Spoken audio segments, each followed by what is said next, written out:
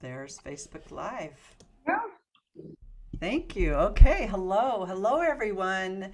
And welcome to the One Planet Peace Forum. This is our second annual One Planet Peace Forum, all online this year due to our COVID situation. As it was last year, we're looking forward to meeting with you in person in the future. So, I'm the MC for the One Planet Peace Forum. I'm the co founder and president of Good of the Whole.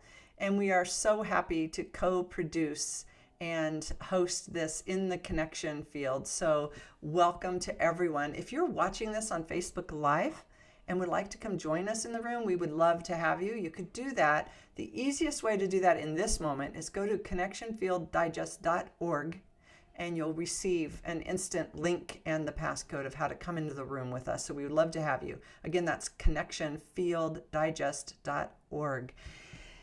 And our theme for today is tools to cultivate clarity, calm, and courage. I love this. I love the program the committee's put together for all of us today. We are in for a treat.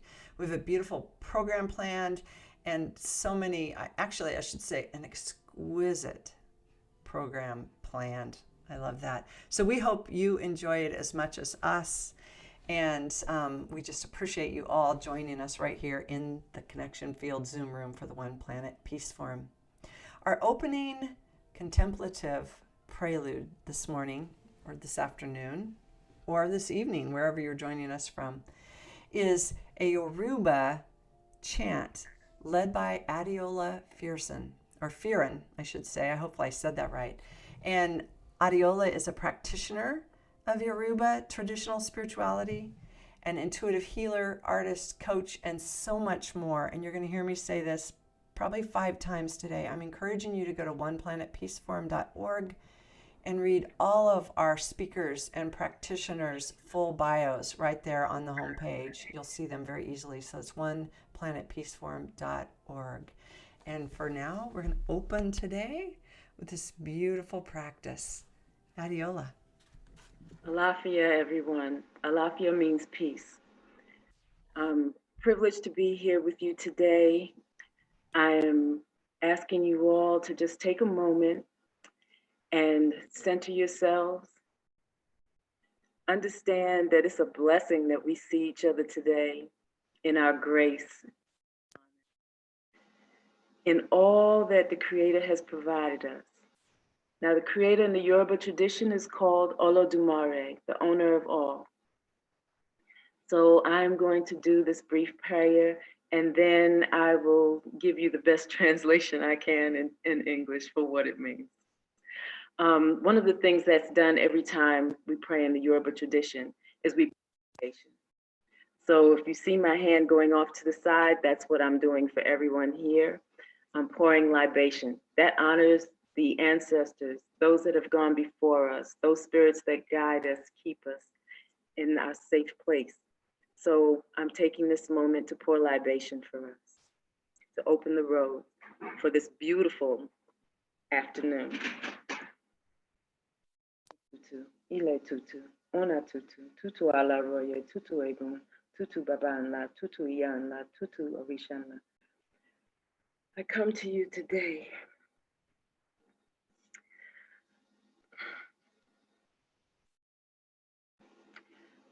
your child, Ilari Oba, in the name of all of those that have gone before us, all of those ancestors that hold me close in their arms, I ask you to join today with all of those that are here present and hold their ancestors close in your arms. Olodumare Mojuba, Bobo Iku Olu Embelese, Olodumare Bye Bye Tunu. Iba She. Oshe Okama. Iba She Bobo. Iba She Bobo Egun. Iba She Iku Ile. Iba She Obatala.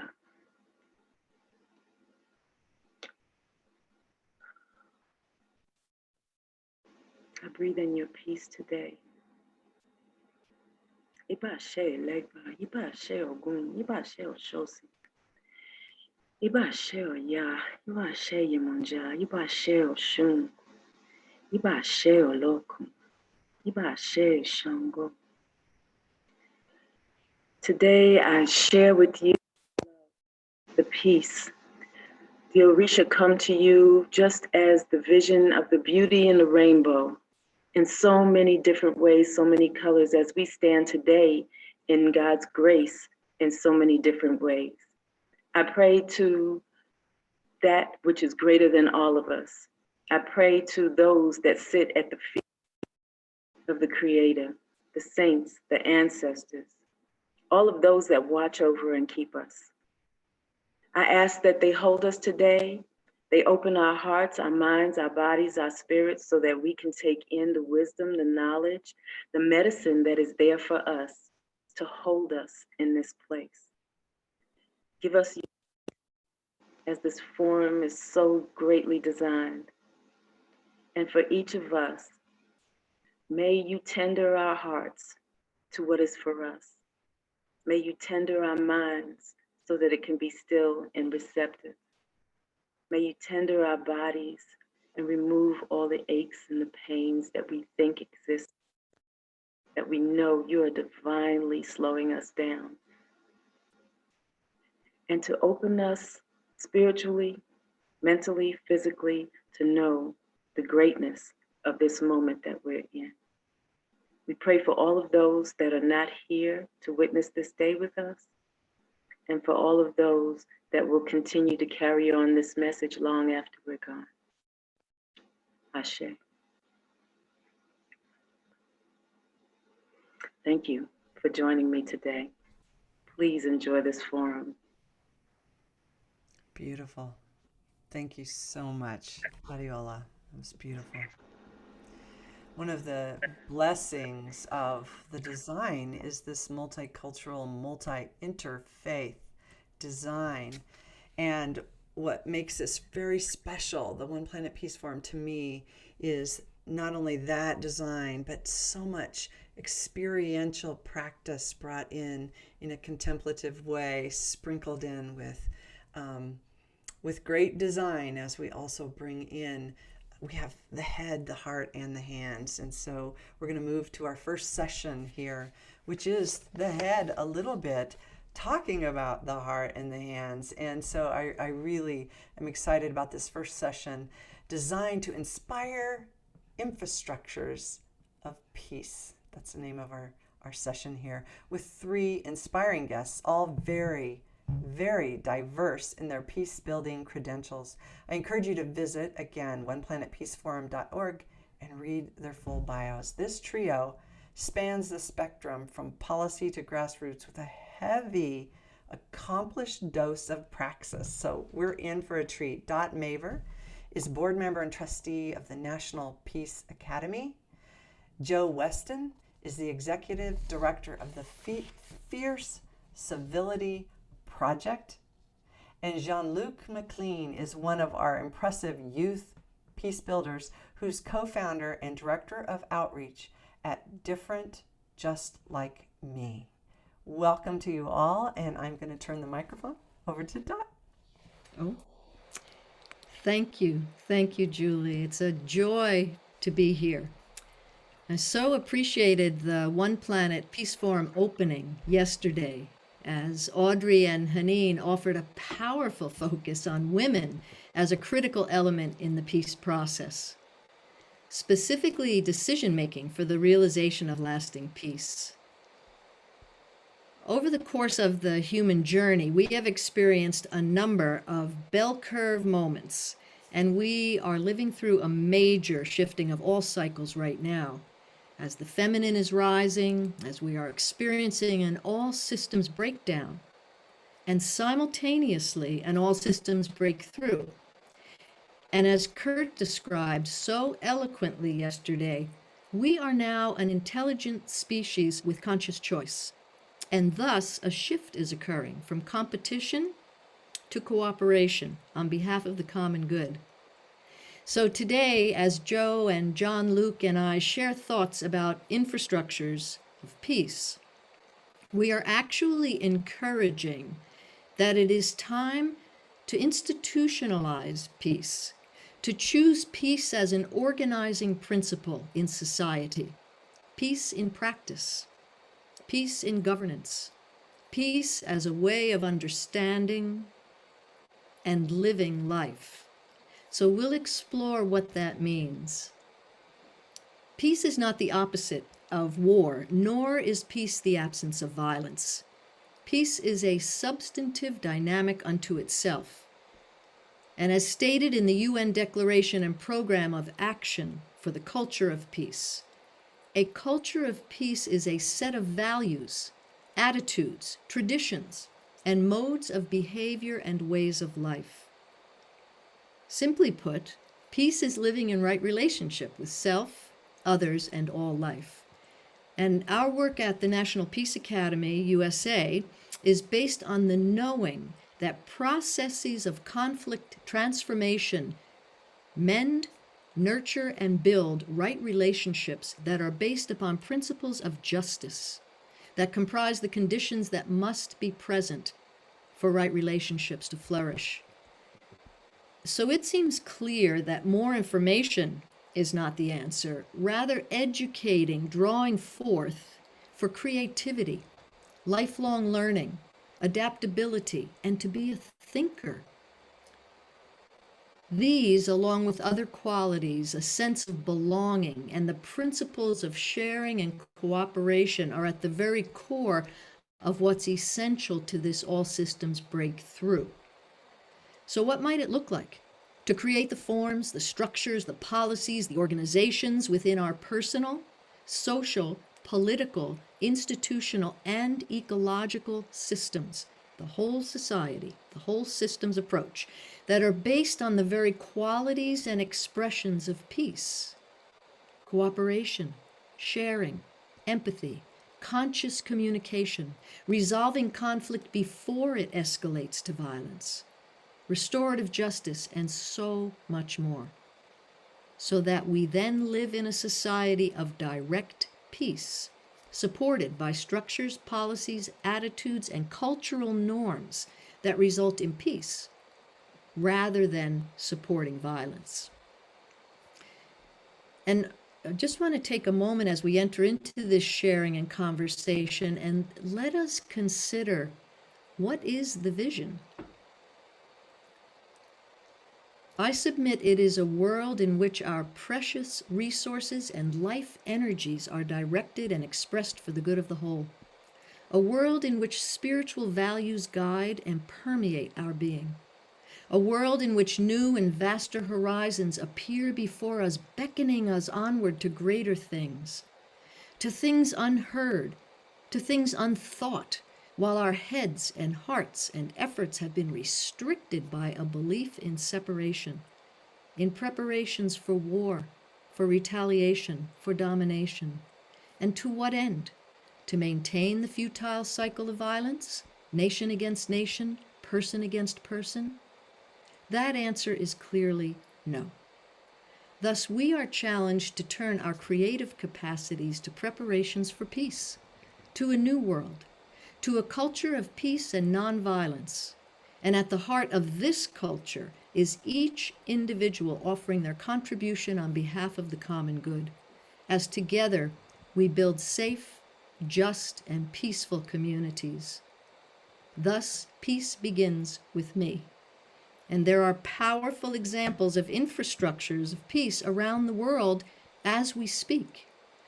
A comprehensive community peace-building model in the USA is in Gainesville, Florida, through the River Phoenix Center for Peacebuilding, where we work together to build safer communities, where everyone learns to resolve conflict through healthy communication and relationship, thus breaking the cycle of violence through police-youth dialogue, a wraparound system that is breaking the school-to-prison pipeline, community dialogues, and collaboration across all sectors to ensure that social emotional skills are practiced throughout the community. The Global Alliance for Ministries and Infrastructures for Peace since 2005 has seen numerous ministries of peace and governmental peace offices in various countries. Amsterdam is embarking on a donut economy. Green Hope Foundation is planting trees, feeding refugees, calling for an end to nuclear weapons, and so much more, striving to meet the needs of all life, as are so many groups around the world as we address climate change. Reforestation in China. Water keepers and protectors around the world are uniting and calling for a world water law. One Humanity Institute in Poland is working to transform Auschwitz and is already beginning with their first building. Renewing coral reefs, protecting wildlife, protecting the Blue Nile in Egypt, and there is so much more we could all name. We are developing policies in countries around the world that reflect our intention to govern ourselves with peace as an organizing principle. As Buckminster Fuller said, you never change things by fighting the existing reality. To change something, build a new model that makes the existing model obsolete. And thus we inspire infrastructures of peace. The choice is ours. And with that, over to you, Joe. Wow, Dot, that was beautiful. I recommend we all take a breath in the practices that I do as a way of honoring someone who offers such great generosity in what they share. We all take a breath as a way of saying, I receive that. So we might need a few breaths because that was quite profound and beautiful and my heart is really full. So I invite you to take a couple of breaths with me.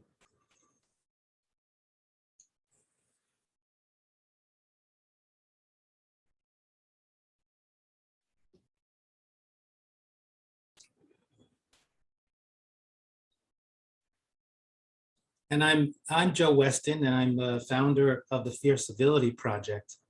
And I am deeply, deeply honored and feel very privileged to be here to speak with you and to share some of my viewpoints on the work that I'm doing based on the first book that I wrote called Mastering Respectful Confrontation, and this new body of work that I'm developing called Fierce Civility.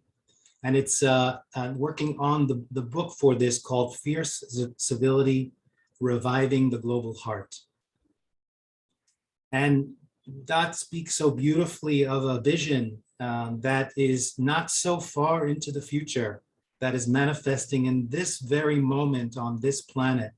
And I invite us all to hold that as the macro, as the meta of what is possible on the infrastructures that are being manifested at this moment, despite what the media and the systems that be want to keep telling us and convincing us. There is so much happening that's just, I always say, what is happening is just not sexy to the media, so they don't promote it. But that we know, and we have the luxury and the privilege and the honor to have these kind of forums where we get to engage with each other, to remind us who we are, to remind us who we are at our best, and to remind us that every action we take today in this moment, and in this moment, and in this moment has huge impact for what is emerging on this planet. And I talk about in the work of Fierce Civility that what we're doing is recognizing that we are all midwives for a system that is dying away. So we're midwives for the dying, and we are midwives for what is newly being birthed. And what Fierce Civility offers, my hope and intention with all the work I do, is to recognize that so much is happening. I've been saying this for years, as Dot says, kind of like a joke, that the bad news is that the systems as we know them are breaking down, which is causing a lot of anxiety and a lot of separation and polarization and fear and othering and hoarding and greed and holding on to what we for a desperate need to because of the unknown. And the good news is that the systems as we know are crumbling, which is creating the space for what is emerging. And what Fierce Civility Offer says is, how do we have the skills to meet the needs of our times in terms of a deeper level of resilience and a deeper level of fierce compassion? Why do we call this fierce civility? Because I feel from my observations that our current idea and practice of civility no longer serves the needs of what's unfolding on this planet. One of the fundamental quotes that I use is by Eleanor Roosevelt, who said in 1960 that we are either all going to live together or we are going to die together. This is based on what was the proliferation of nuclear armament. And if we are going to live together, then we have to learn how to talk. Now, that was more than 60 years ago. And we see what's developing on this planet, what certainly in the last year, certainly in the United States, as well as in other parts of the world with climate change and the deep levels of polarization, certainly in the last 10 years. And my belief is that our old views and practices of civility cannot meet and the lack of civility that we're seeing at this time. And that it requires from us an upgrade of our level of resilience, sustainability, our courage, our wisdom, and what I call our fierce compassion. And so fierce civility is not just talking ideas, it gets beyond the policy, it gets beyond the head stuff, as Julie was saying, and helps us understand the transformational power of the heart. And that's when we talk about being in your heart, we're not talking about a sentimental idea. We're talking about skill and strategy. We're talking about power and courage. We're talking about transformational power that we don't even know we have access to at this moment. Some of you in this room perhaps do. Thank you for being here and sharing your heart energy with us. But what this practice does, it comes from a fundamental question I had when I was even a young boy growing up in New York City in a very volatile childhood. Why is it, even though we know better, even though we're a relatively intelligent species and we have all the information we need at our fingertips and technologically we're advanced, why is it, even though we know better, we still have arguments and fights? And on a deeper level, war and crime and hunger and oppression.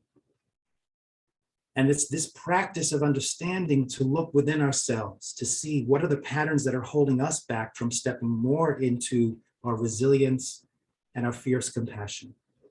And what if that is the most revolutionary thing we can do today, each one of us? Because the system that we're in currently is doing a very good job, generally speaking, around the globe to keep us separate and isolated, or to make us believe we're separate and isolated, and to keep us distracted with cravings and fear and news and media and all of that.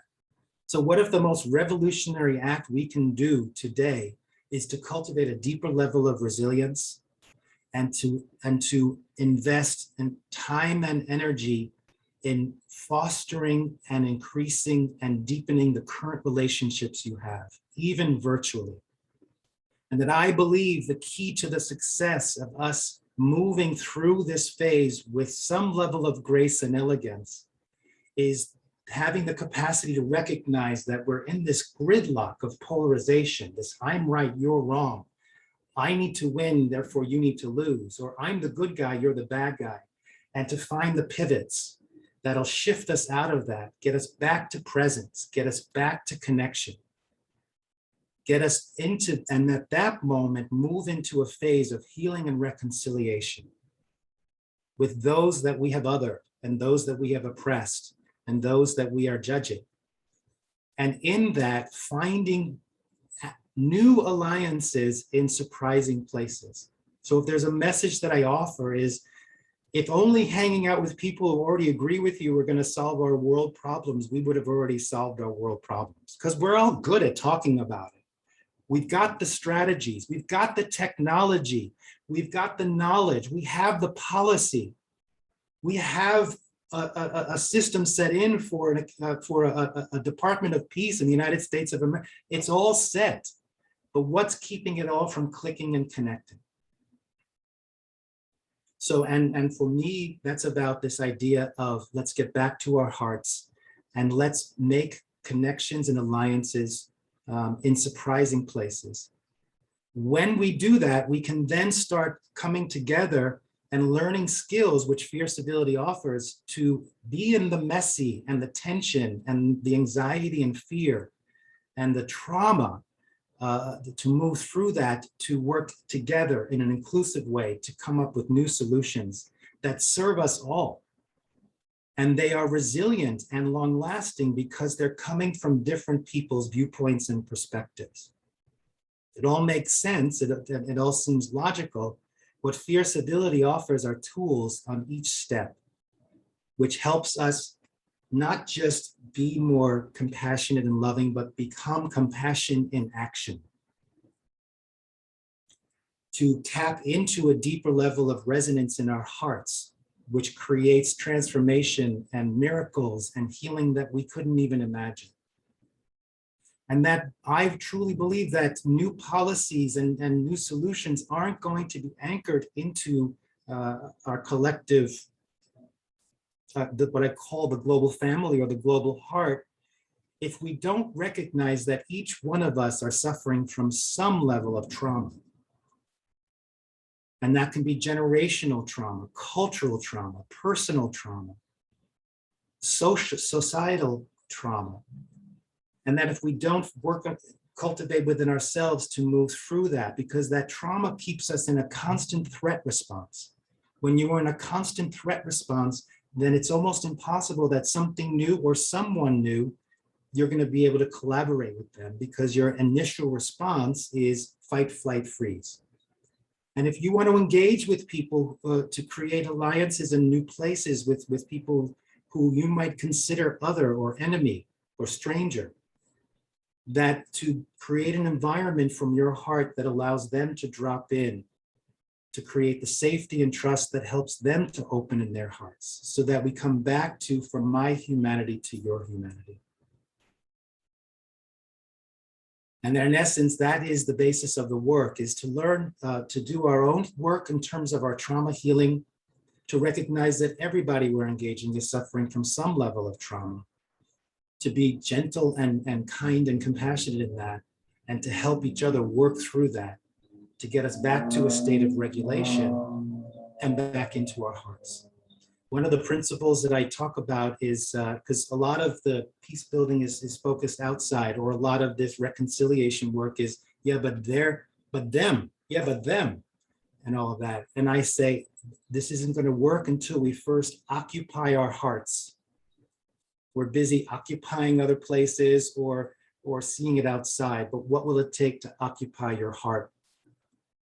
And I'm inspired by the Peace Pilgrim, who many of you probably know, an amazing peace activist in the 50s. If you don't, through 50s through the 80s, if you don't know about her, please look her up. And she has a quote that I use where she says, "We're not going to solve our external world war and crime and issues if we first don't look at our own personal psychological violence and find ways to eliminate that." So one of the practices of Fierce Ability is what I call courageous self-reflection. How can we heal our own inner polarizations, which will make it easier for us to address the outer polarizations? So I offer this idea, and I'm hopefully going to be able to share a practice with you of, where it's not just feeling sorry for people. It's not just having empathy for people. It's not just thinking compassionate thoughts. It's not just speaking compassionate words. It's not even just doing compassionate things. It's cultivating the inner experience of becoming compassion in action, the spontaneous sense of, at any moment, how can I be of service to others? That others just naturally feel a deeper level of safety and trust with you. And it's not, and for the main purpose of that is for your own self-care and resilience and longevity and sustainability.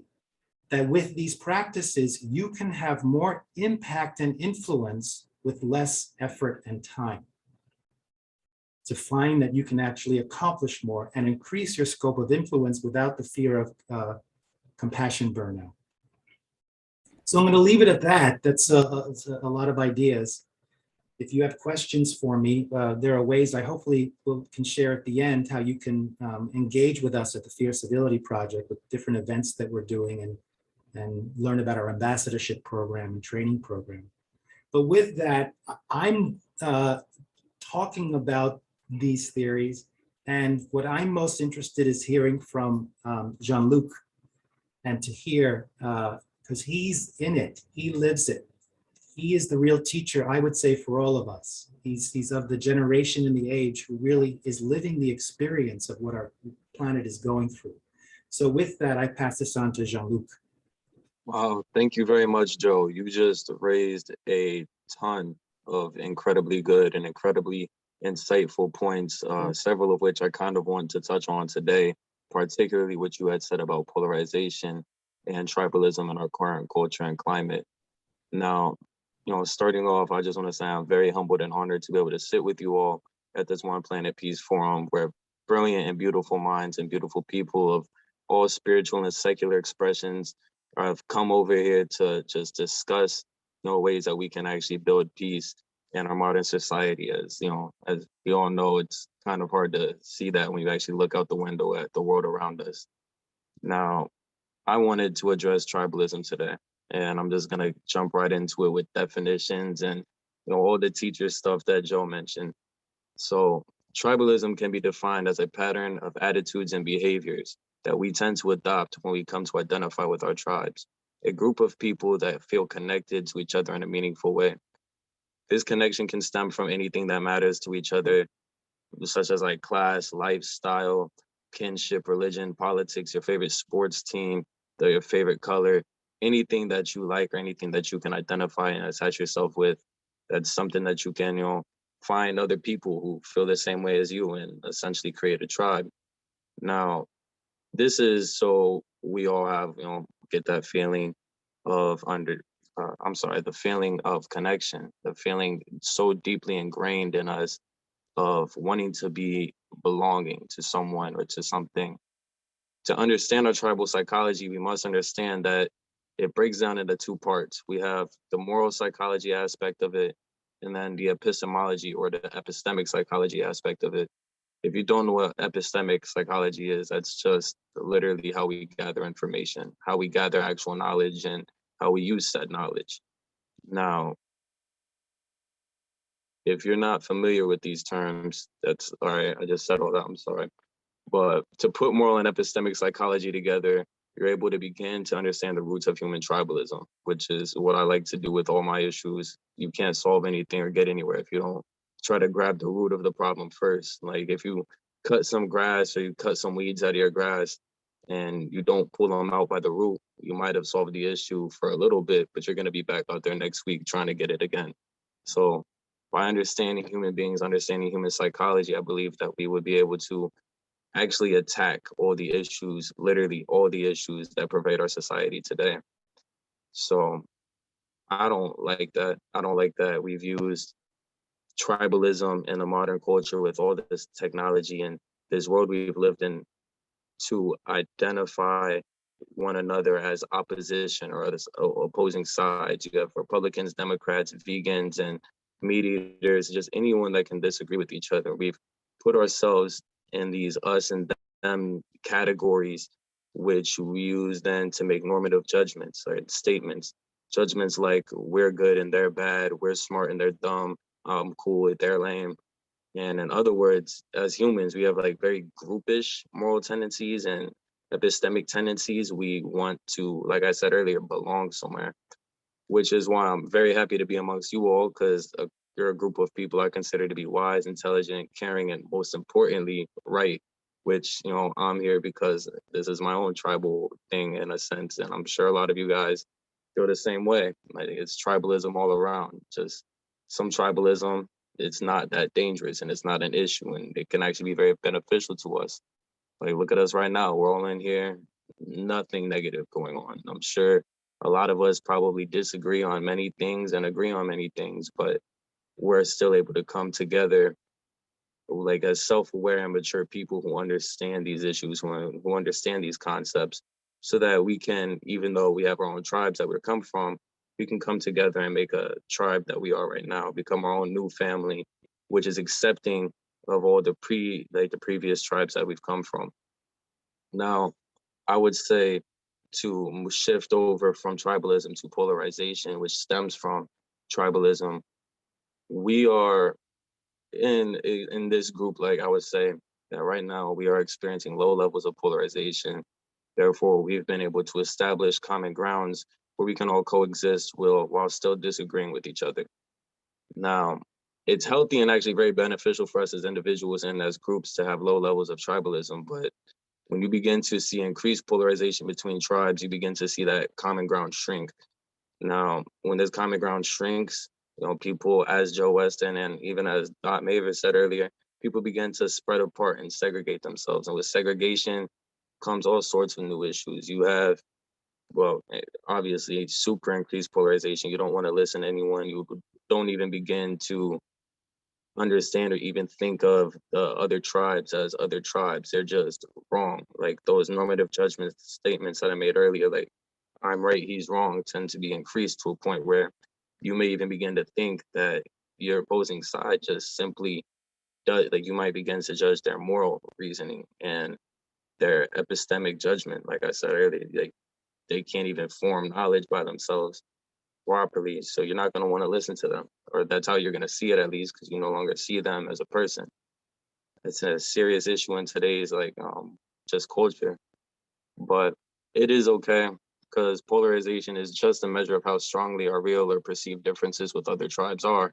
So it's not like inherently a bad thing, and it's not dangerous. But as we can see today, and as we can see with the last 4 years or so, just in America with our current political climate and the president we've had, and then even the new president that we've had, we've had a ton of people choosing sides and name calling and going so far as to incite violence with other sides because you don't believe in that tribe that much, and that's how much you disagree with them. Now, social and political ideas are usually the driving factors of polarization and can lead to us slowly degrading opposing tribes, first internally in our thoughts and minds, and then externally with our actions and words. And you can't actually solve that issue internally until you realize that, like, you are a human being, you are a person as well. And regardless of what your thoughts and ideas are and how many people agree with you, there's always going to be someone on the other side of the table that doesn't agree with you. And if you can't keep that in mind when dealing with other people, you shouldn't be dealing with other people in the first place. So either get some self-awareness, or don't do anything at all. Just, keep to yourself, mind your own business. Now, that's just my 2 cents on the whole thing. But to move on, we've seen groups such as like Black Lives Matter, Antifa, QAnon, the Proud Boys, Anonymous, Republicans, Democrats, and so on, like actively recruiting people over the past several years. And it's no wonder that our society is so divided in terms of ideologies and beliefs when you have so many ideologies and beliefs that will actually just gravitate towards what we really identify with in ourselves. Like a lot of these groups, a lot of these beliefs are, people realize, are almost indicative of who they are. The groups that they surround themselves with essentially become who they are. Like if you identify yourself with the groups you surround with. If you're a vegetarian, you say you're vegan, that's the group you belong to. If you're on the left and here in America, then you're probably a Democrat. You're more right-leaning politically, you're probably a Republican. Now, it's no good. But even those who tend to keep to themselves and stay out of the mix can't, as ideologically driven corporations such as Amazon, Google, Facebook, they've been controlling narratives. I'm not saying that they shouldn't be controlling the narratives. All I'm saying is this new technology that's been introduced to us over the past couple of decades with the internet, social media, technology, and so on, is really helped to drive polarization within all of us. And back to Maver's point earlier about separation, we're driving ourselves into a wall very fast from what I've noticed in our current climate. And it's literally just getting worse and worse by the day. You're seeing more and more people argue whether you think Biden's doing a good job or not. You're seeing a lot more people start to become even more politically divided over very recent events with Afghanistan, the border crisis, a lot of things going on people aren't too happy with. And I just feel like by understanding ourselves first and by getting some self-awareness, we would be able to take a step back and actually look at all these issues pervading our society. If we could just understand ourselves and the other side of the people on the table, then we will be able to move on and create this culture of peace and institutionalize peace and bring that back full circle. Because like I said, polarization at low level is not bad, but at the high levels we have it at now, we can't do anything. And the only way we can bring it full circle is to literally just look across the table, look them in the eyes and be like, I disagree with you, but I'll at least hear you out. And that pretty much wraps up everything I had to say on this. John Luke, thank you. Your courage, your calm, your clarity, your capacity to give voice to your truth, which speaks to the hearts of all of us, is so deeply appreciated. And I wonder, Joe, if you can be spotlighted also right now. So it's the three of us, our sacred triangle here, as we have been together now for weeks and months, thanks to Bob Atkinson and One Planet Peace Forum. And yeah, as we interweave, John Luke, you made me think of this connect, not convince. And I'm going to take a page out of Joe's book and ask all of us and everyone who is watching this on social media, all those in the Zoom room with us right now, we all have a beating heart. Let us take a moment and know peace in our own hearts, this willingness that John Luke just spoke of recognizing self in other and being willing to do the deep listening that's so necessary to connect rather than always trying to convince. Let us unite our hearts across distance and take just a moment of silence together.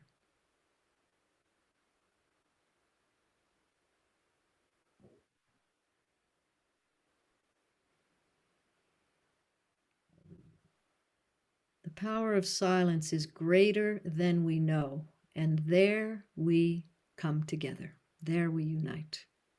So John Luke and Julie, we want to say to you, we'd love to have you join us also. We want to open this up. We realize that timing is a factor here. We want to open it up so we can hear from all those who are in the room as well. But John Luke, just briefly, you have just put into practice within the last couple of months all that you are speaking of, on from personal to interpersonal to transpersonal. Tell us, please. Yeah, so over the past couple of months, or actually like I would say about a month and a half, 2 months ago, I got a call from an old high school friend of mine who just as smart as me, if not smarter, incredible guy, super big heart. His name is Joe Paulson, and he called me up one day because we've both done pretty extensive work in the past, especially in my old school district and my town, just trying to figure out how we can help people with racial issues specifically. Now, Joel and the other guy I work with, John Sipe, they are transracially adopted people. And we kind of had the idea of what if we could come up with a Big Brothers and Big Sisters program, but specifically for like transracially adopted kids. And in doing so, our idea is to pretty much get mentors who I would say they've been through the adoption process. Ideally we want to use already adopted people and connect them with kids who are currently in the system as mentors and mentees. So for example, my next door neighbors, it's two white parents who have adopted about 4 kids, 3 of which are from China, one of which is a white kid. So it's a very transracially adopted family. And developmentally, those kids are going to end up growing up being incredibly smart, incredibly well-rounded people. However, culturally, my worry for them is, well, they were literally born in China, but they don't actually have any memories of China. They don't speak Chinese. They don't have too much grasp on the culture that they would have grown up in otherwise, which isn't to say that their parents are doing anything wrong, but it is to say that, like I was discussing earlier, like Joe Weston says, that you need people that you belong with, your group that you can be around, that you can identify with. Yeah. And the very first group, your very first tribe is going to be the one that looks the most like you. Yeah. And that's pretty much what we want to do, is just connect mentors and mentees with these transracially adopted kids. So And if tell us anyone the wants to name work of your with us, nonprofit, John Luke. Give oh, us the name of your nonprofit. it is called Different Just Like Me. And if anyone wants to apply to work, I could drop the LinkedIn, Please because we do. are looking for help. We are looking for mentors, mentees, anyone who could help us with the 501(c)(3) documents Please. and getting Put, things up and running. put the link in the chat, please, and perhaps someone in the chat here who's also on Facebook can put it as a comment there as well. So I have a question. yeah, so go ahead, Joe. May I ask, I'm really inspired by Jean-Luc, what you're saying, and of course, Dodd, and it would be nice to hear from others, but I have a question for Jean-Luc. Yes, sir. You've been able to share with us that you're a wise man and a man of action. And I really believe that one of the questions I have that I always posit is who's in control of our story? And that oftentimes we get lost into that the media and other systems are creating the story for us, a story of separation, of polarization. And what I'm always trying to do is to say, what can we do to have the courage and the willingness to tell a story of hope in the messiness. So Jean-Luc, my question for you is what gives you hope in these days, in this time? Honestly, I mean, if I exist and this is my heart and this is my mind and this is what I want to do, there's 8 billion other people. Do the math. I can't be the only one. And like, from what I've noticed, humans, we're not evil. They're not evil people. Like, I just realized earlier, I'm like, you see lighters and torches and stuff like that sold at like convenience stores all across the world. Oh, no one's burned it down yet. So that's what gives me hope. Thanks. Oh, beautiful. And Joe, we are going to close our triangle sharing with a practice that you'll facilitate. Julie, back to you.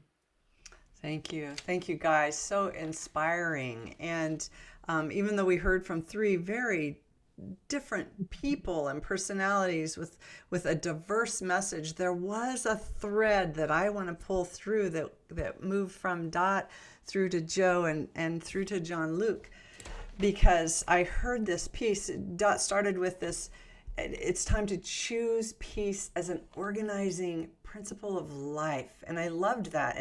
And with that challenge to us, Dot, I heard the whole system's health there too. Like, as we choose this organizing principle of peace, we're choosing it right alongside, if not the same thing as, whole systems health.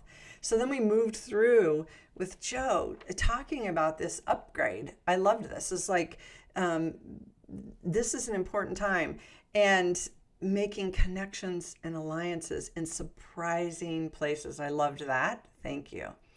But it all kind of clicked for me then, hearing this piece, moving to Jean-Luc talking about tribalism and talking about the real symptoms of what Dot spoke about, that we've been living in a consciousness of separation and we are moving into this consciousness of unity. And so with that, here's where I'm going to put this right back out to the 3 of you. I'd love to hear you muse on this, because as Joe was speaking, I was hearing this idea that we're not pushing a reset button or pushing a reboot button.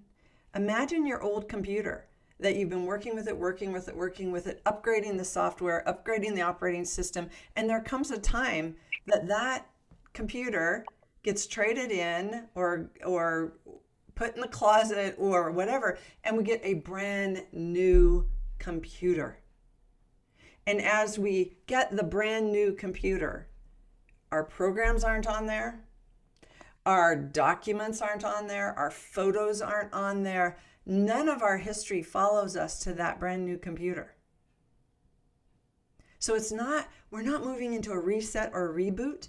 We're literally moving into this complete upgrade that's addressing what John Luke is saying, that the tribalism is where we've been, and now is our opportunity to create this new infrastructure of peace. So I want to put this back to you. If we're not rebooting or resetting the infrastructures of peace, what's really important as we open this brand new computer in the consciousness of unity, and we begin to look at these cultural differences, the societies that we're building, the civility that needs to come into this new paradigm, this new epoch that we are on the precipice all, and we can all feel it. And this is our moment. We're moving toward this whole new world, and will be designed. It will be, I believe this, it will be designed with the infrastructure of peace. So what is that, and what does it look like now when we're not just hitting a reset or a reboot? Pretty vague, but that's where I'd love to see you guys muse a little bit here. And feel free to write your questions in the chat and on Facebook, and we'll try to get to it if we have some time here. From me personally, hearing that if we're looking at everything as if it was a reset or a reboot of a computer, my very first thought is, what's the first thing you do when you get a new phone or an actual new computer and you don't have any of your old files on it or anything like that? You're going to take all your favorite old files, all the best of the old files, and you're going to update them to the new software, to the new system. And it's not as if everything we have built in society is lost and we've all been declining this whole time. We've been making a ton of progress, but we've also been progressing towards a lot of negative stuff too. We've made as much positive as we have negative progress. And I think we just want to halt all the negative progress and just keep all the positive ones and keep moving forward. So it's not really about resetting or rebooting anything. It's more so like, all right, let's just stop, delete all these files, do a system wipe, get all the trash and do a system scan for viruses, get it up out of here and move on. Wisdom. Yeah, and as you shared that, John Luke, as you were calling the question, Julie, that agreed. It isn't about a reboot or anything like that. We are creating from within the upgraded system, the new frequency. So what does that mean?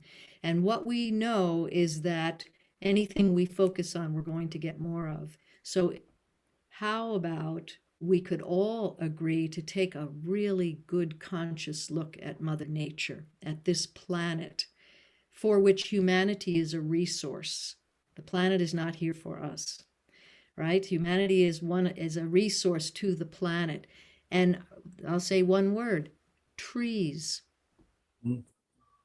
Trees. So if we could look at trees and how that actually works, and maybe we all even have a favorite tree, doesn't make any other tree better or less than. We're not fighting over that.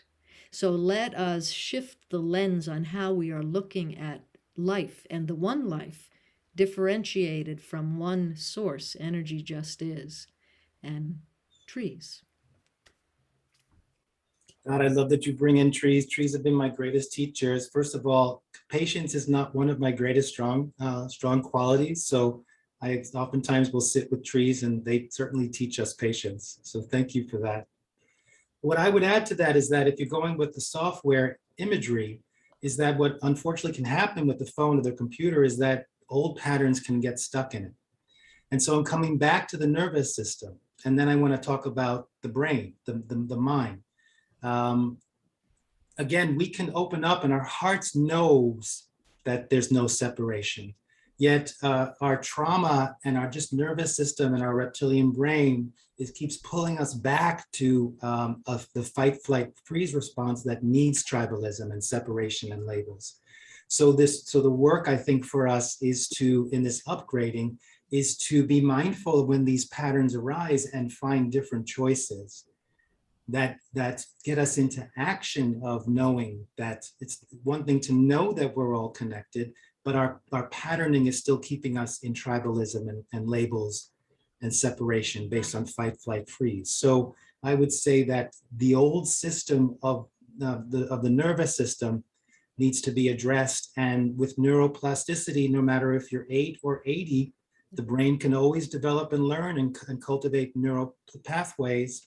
And we need to create the new habits. And I always say, and it sounds simple, and people often say, but it sounds so simple. And what I say is that, because they say the problems are so complicated. And I would say the problems might not be complicated, they may be complex. And the solutions are really simple. Implementing the simple solutions is hard work, because it requires the practice of rewiring the nervous system to open to what we believe in our hearts. And I would also say that this idea of separation is simply a mental construct. It doesn't exist on its own. So again, that's the patterning we're in. Our hearts know, the deepest parts of our hearts know that we're one global heart, that we're connected with each other, with all creatures, and with the planet itself. But our mental constructs create loved one, stranger, adversary, tribes, rich, poor, and us, them, and all of that. And that's the challenge. The good news is that if it's just a mental construct, then we can do the work of shifting our mental construct. And again, it sounds simple, and it's hard work. Profoundly simple, not easy. Yeah, and Joe, your practice may address this. Thank you for that piece. We had a question from Facebook, which is, here we're talking about this awareness, the wisdom and of self-awareness and outer peace and what that connection is. And they asked, how can we connect the inner to the outer? I think your practice will probably help that, but also the self and the collective. So I don't know if we have about a couple minutes, and then we can leave time for this practice and then come back and wrap this. But if any of you want to speak directly to, perhaps we've talked about the contemplative practices are going to do the inner outer. How do we connect the self and the collective? And I love, again, that quote of make connections and alliances in surprising places. I think we're doing it all the time. We just need to recognize and acknowledge it. So would anyone like to speak to that before we do Joe's practice? Yeah, I'll start that off because I believe, and Joe, I really hope you could back me up on this. Starting as far as getting the self to the collective, you have to realize you are already a part of the collective. The self and the collective are one and the same. We quite literally share a collective unconscious or a subconscious, whatever you want to call it, that's connected to every single person in the world. We've seen, if you're looking at ancient history, the old swastika used to appear here in the East, and then it also appeared in the West with the Native Americans. So we've all had this collective unconscious. Like, the only thing is you just have to open your eyes and realize it. Like, we're literally just different branches on a tree. I back you up on that, Jean-Luc. Oh, thank you. I wanted to offer another thought as well, which may sound a little different. And I believe that tribalism is a natural thing to occur. Yes. But those are the things that make us all special. Those are the things that give us the desire to learn more about each other. So it's not to be used as an extraction from the whole, but to be used as something to engage the whole. Thank you. Yeah, thank you for that. And that really, that's it, isn't it? It's how we have the capacity to see ourselves as other, through other, and what we value, to really put ourselves in another's shoes. It doesn't even say it fully, but to really connect our hearts. I so appreciate that, Adeola, what you just said. The thing that made me commit my life to help making violence history was at the age of 13, when, as a softball, baseball player. My brother and I was chasing him around the house with a baseball bat because I got so mad at him over something. And he fell, and I was going to do a very awful thing. I wouldn't be here right now. I'd be somewhere else probably. And I had this thing happen where I saw that I was him and he was me, and just dropped the bat, just started sobbing, and that was that. A life-changing thing, which it would take me years to articulate, that the commitment was that anger is like a fossil fuel, it burns hot. But when we understand what's underneath that and we are able to offer that, and so the commitment to help make violence history stands. And I think what you just said, Adeola, as that landed in my heart, that really is it. Just so much love, so much love. That's a beautiful story, Dot. Thank you. I just want to presence, Joe, we have about 7 minutes. That might be a good place for us all to really sink into our body and the presence of this piece that's here, and really assimilate what's just happened. And even that story of Dot, we can all feel that viscerally. So thank you, Dot. Joe? Thank you. Thank you, Julie. So if you would join me, many of you have practices. This might be similar to ones that you have. And as I always say, it would be great to be able to hear from each one of you and feel your practices. So I feel honored and privileged that I get to share this with you. So I invite you to sit in a way where your spine is straight, or in a way where meditative states that feels good for you. Bringing your awareness inside if it feels safe to close your eyes. There's no right way to do this or wrong way to do this. It's about finding your way. And this practice is to cultivate a deeper level of understanding of resilience and fierce compassion. And in a sense, most practices, I would say, is kind of a game for the part of us that keeps forgetting that we are all one. So let's play that game in this practice for that part of us, that's parts of us that still feel that there's separation. Bring awareness to a place in your lower belly, approximately the width of 3 fingers below your navel, a third of the way into the body. From the front of the body, I would call your center, your core. Some of you know it as the hara, the dantien, place of personal power, impulse, awareness. Seeing this also as like it's your battery, that you can check in every day to check, how full is my battery this morning? Do I need to fill it? We're really good at doing that with our phones and our electronic devices. Wouldn't it be wonderful if we can do that with ourselves as well? Practice of resilience. From your center, become aware of the ground that's supporting you and the chair or the cushion that's supporting you. Acknowledging the land under you, Mother Earth, who's always holding you and holds each one of us equally. She never discriminates. Honoring those who have stewarded the lands under you for centuries. I'm talking to you here from Washington, D.C., and have the honor to walk the lands that have been stewarded by the Piscataway tribes.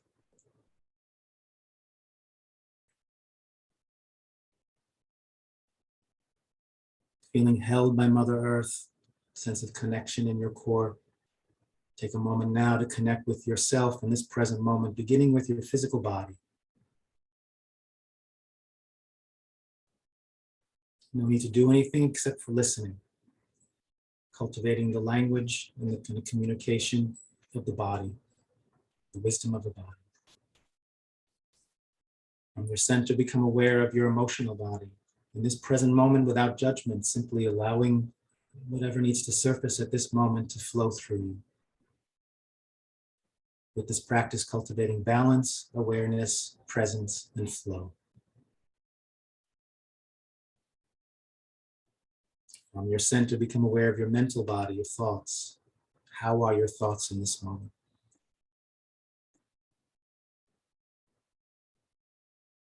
And keeping your awareness in your center as the foundation of this practice, bringing awareness to your heart, to the middle of your chest, where your heart power resides. Compassion, connection, courage, From your center and from your heart, connecting with that part of you that has access to and connection with something larger than yourself. And from that part of you, in this moment, becoming aware of what your connection is with something larger than yourself, or whatever that means to you. Give yourself that gift of opening to the deeper awareness of that connection in this moment. And with the deep awareness of yourself in this present moment, from your center and from your heart, take a full breath in through your nose, out through your mouth. From your center and from your heart, becoming aware of your surroundings, keeping your eyes closed, putting yourself in a context. This point, acupuncture point on the planet, as we use the World Wide Web, in essence, to connect with one another in global unity. And with that awareness of self and surroundings from your center and from your heart, take a full breath in through your nose, out through your mouth. Expanding your awareness now and from the present moment, from your center and from your heart, becoming aware of those who are joining us in this practice and in this session at this moment. From your personal power and your heart, connecting through the World Wide Web with each and every person who is joining us, with honor and respect, with their personal power and with their heart. Acknowledging what I would call the statistical miracle that of 8 billion people, we come together. Some might call that karma. What an honor that we get to engage with one another, share our hearts. With that awareness of self, surroundings, and those in this meditation circle, from your center and from your heart, take a full breath in through your nose, out through your mouth. Maintaining this connection with self, the earth beneath you, your surroundings, and those in this meditation circle as a source of power, connection, safety. From your center and from your heart, becoming aware of all human beings, beginning with those human beings that you would label loved ones. Take a moment and see who arises in your heart when you consider this idea of loved ones. What faces do you see? What groups of people? And from your center and from your heart, connecting with honor and respect with their center and their heart. Reminding yourselves and them that we are always connected. That we are always in connection for our highest selves and the highest good of the planet. Allowing energy to flow and emotions to flow.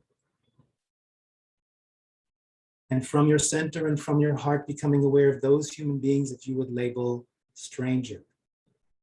Who arises in your heart? What groups of people do you see? What faces do you see? How many do you see? Imagine cultivating such a practice of fierce compassion that you can hold more than 7 billion people in your heart with awareness, not just an abstract idea that empowers you, that energizes you. And as you connect with them from your center and from your heart, sense of honoring them,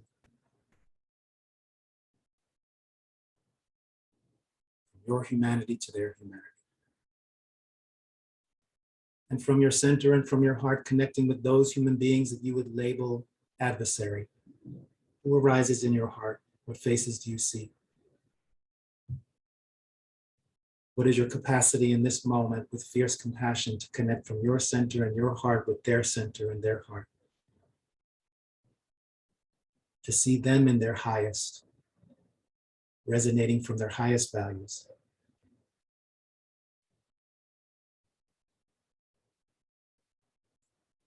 And as you engage with all human beings, regardless of how you label them as loved one, stranger, and adversary, just a moment of recognition for all of us. We are one. The labels are mental constructs. And as we move through that, we come deeper into our hearts. And we all know that.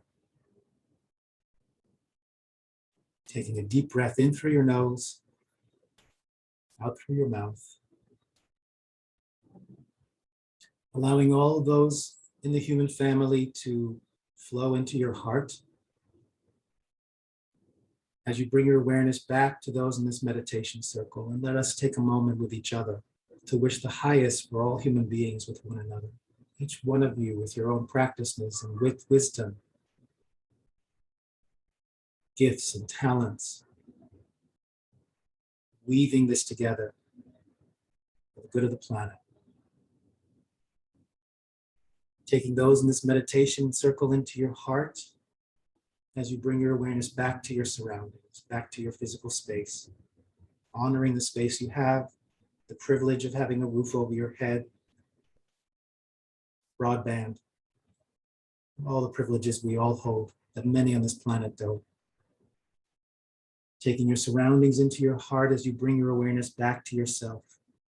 And take a moment, oftentimes we forget one of those beings on this planet that we often forget to offer a little bit of compassion with, yourself. Taking a moment to connect with yourself and imagine sensing what you're experiencing at this moment to be able to walk this into the world, this level of embodiment, of connection to head, to heart, and to body. Sense of calm, clarity, and courage. Theme of this talk. With ease, with grace, with power, and with courage. Allowing the efforts of this practice to seep into your every cell of your body, nurturing every cell, coming alive, reminding your cells that they're also interconnected with one another. Letting this practice, the efforts of this practice, seep into your organs, nurturing you, nourishing you, revitalizing you. And letting this the efforts of this practice seep into the battery in your core, filling you up, charging you for all of the efforts that you will take in this day and the days to come. Letting your nervous system remember this, the new neural pathway, the new upgrade.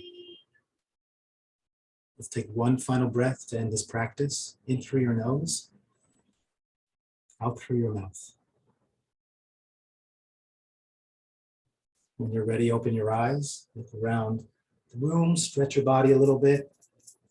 From your heart, connect with those here on the screen. Thank you for sharing that practice with me, and I pass it back to Julie.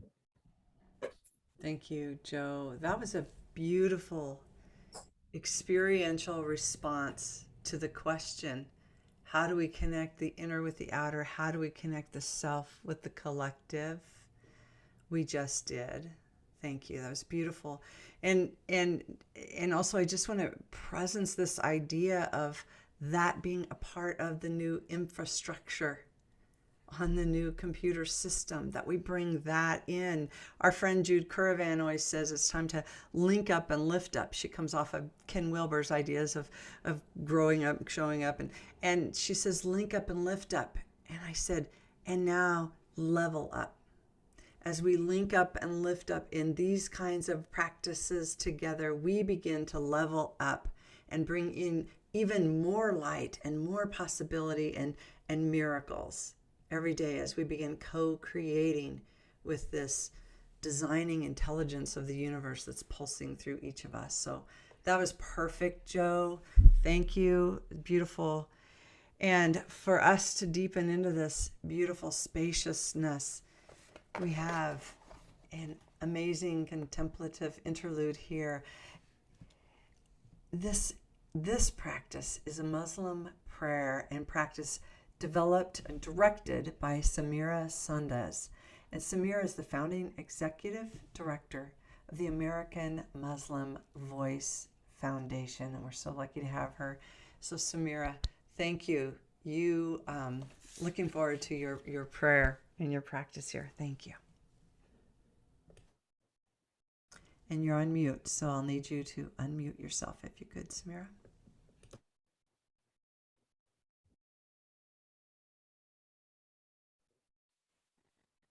Assalamu alaikum. May peace be upon all of you. What a wonderful afternoon we are having. Just sharing practices and all that we do in our own lives. And that's what's going to create peace in our world. I founded this organization, American Muslim Voice Foundation, in July of 2003, because there was so much hate and anger against Muslims. And I did not want to return hate with hate. So my idea was that we should just provide experience to my fellow Americans about Muslims, who Muslims are, so they can make up their own mind, learning from who we are, sharing our own story. And that's what we have been doing.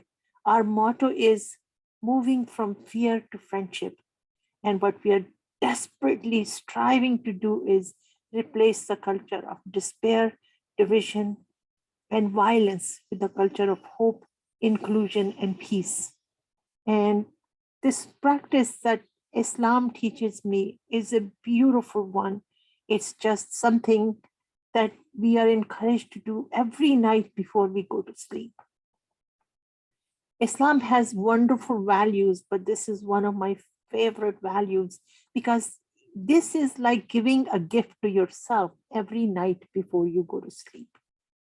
Forgive everybody. If just when you put your head on the pillow, just go through your day as a movie. That's what I do. Just watch what has been happening. If there is anybody who hurt me, then I just try my best to forgive them that day, that night before I go to sleep. In Islam, we are given 3 days to be upset, no more than 3 days. And if we cannot just forgive that person first day, try again. You know, if you still cannot do that, then you just address that issue with them and just see that if there is a resolution that you could come across, maybe the person doesn't even know they offended you. And in the same thing that if, other person just, offends you, you just forgive them and then ask for forgiveness if you have offended somebody. Then that's the earliest that you can do. Just first thing in the morning that you call them and find out that, did my behavior, my comment, or anything offended you? Please forgive me. That is just something.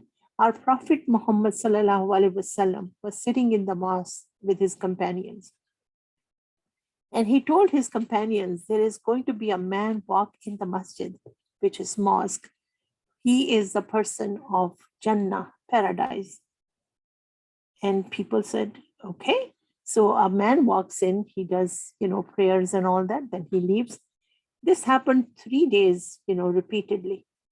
So one of the companion, his name was Abdullah, just went after that man the 3rd day and asked him, can I spend 3 days with you? And the man said, sure. And, he went to his house and he tried his best to learn that what is that this man does that is so special that he has been labeled as a person of paradise. So he couldn't see anything. He prayed some, he fasted, he took care of his, family. And at night, he went to sleep. He got up in the middle of the night to pray. And Abdullah thought, I do the same. I actually do more prayers at night than this man does. So what is so special? So after the 3rd day, Abdullah just told this man, he said, I am sorry. I just, came here to find out because the Prophet just said that you are the person of paradise. I want to know what is so special about what you do. And the man said that I cannot figure out that what do I do that is so special. And then after thinking some more, he said, wait a minute. What I do is that before I go to sleep, I forgive everybody. From the bottom of my heart, I just forgive everybody. I don't hold any grudges. I just make sure that there is no hate, there is no anger in my heart for anybody. And I think that practice is so beautiful. That actually just creates our personal well-being emotionally, psychologically, and physically. And that as a society, if we all practice that, it would create healthy and societies, healthy communities and all that. And that is something that is so beautiful that I just practice.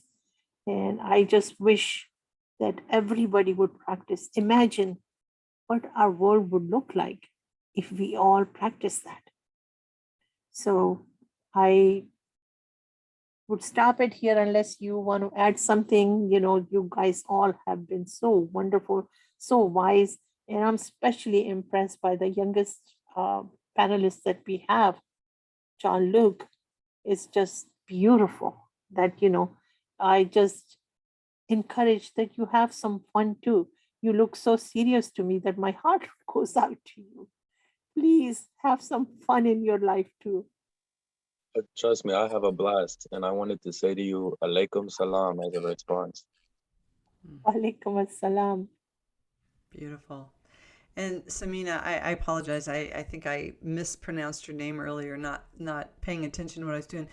Would you mind just closing this with or not closing, but transitioning us to our next session with just a brief prayer? Sure. I thought we had a music, that maybe we can play that. We do have that. Okay. So let me just, Bismillah ar-Rahman ar-Rahim, Alhamdulillahi Rabbil Alameen, ar-Rahman ar-Rahim, Maliki Yawmiddin, Iyaka na'budu wa iyaka nasta'in, Ihdina as-sirata al-mustaqima, sirata allazina an'amta alayhim, ghayril maghdubi alayhim waladdallin. I just pray that God grants us the wisdom to know what peace looks like. And it starts with each one of us. And we just take care of ourselves, our kids, our loved ones, and then our neighbors, and then our communities, and then in our cities and counties and states and all that. I just really wish that we could create our arms and hearts and souls big enough that we could hold each other in our arms and in our thoughts and in our just prayers and create peace that way. Thank you. Beautiful. Thank you.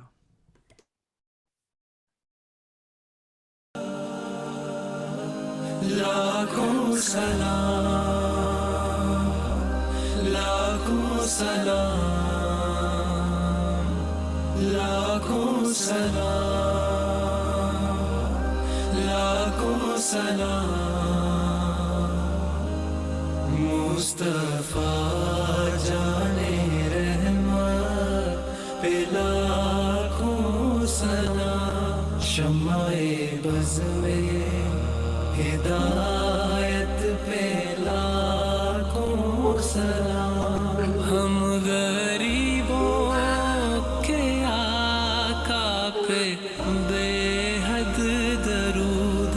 हम गरीबों के आका पे बेहद दरूद. हम फकीरों की सरवत पे लाखों सलाम. शम्माए बज़ में हिदायत पे लाखों सलाम. लाखों सलाम,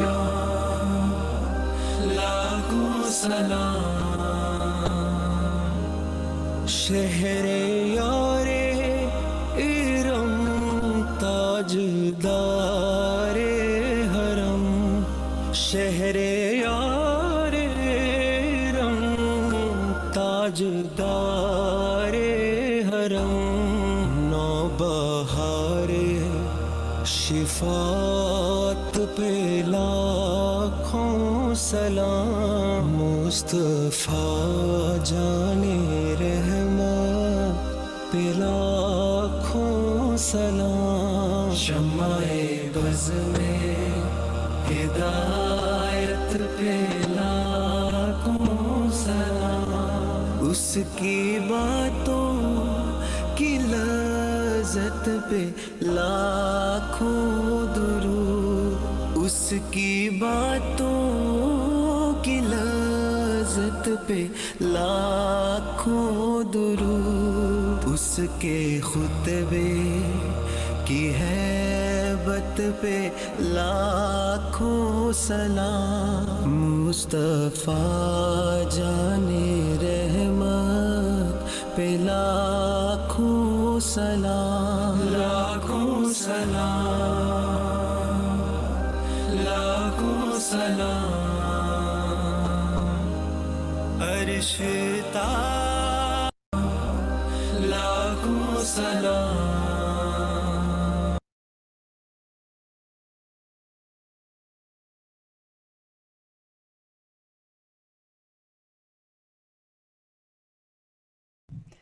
Beautiful, beautiful. We will post the link to this video on the One Planet Peace Forum Facebook group so you can all go listen to the whole thing. It's so incredible, and we knew we could only give you a little taste of it today. So thank you all, and thank you, Samina. That was just beautiful. Our second session for the day leads us from the many to the one. That's the name of this next session. You're in for a real treat. Again, please visit the One Planet Peace Forum website and view the entire bios for these speakers and presenters. It's incredible. But for right now, I want to introduce you to Phil Goldberg.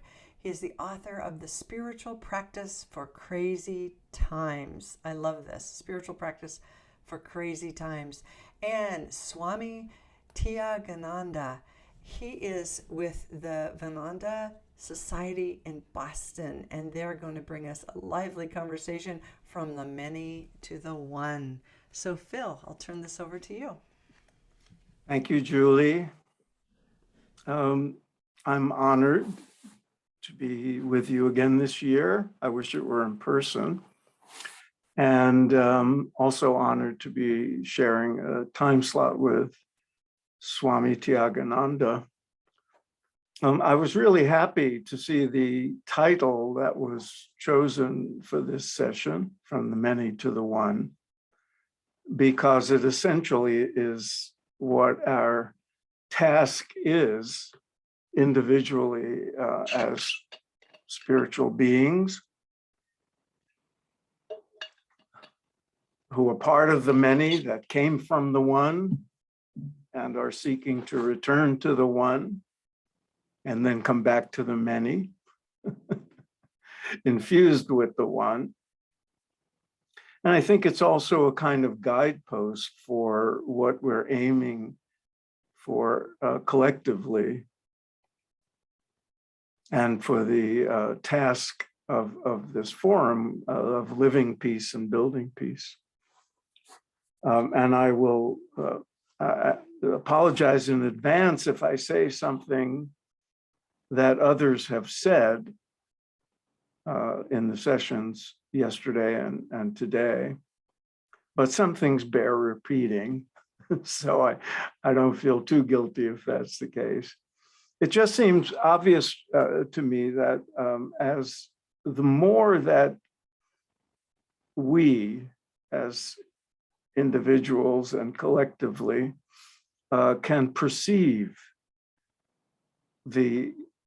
our inherent oneness, our unity, the better our lives will be, and the healthier and more peaceful humanity and the planet will be, because even cruel and selfish people are good to those they consider to be part of themselves.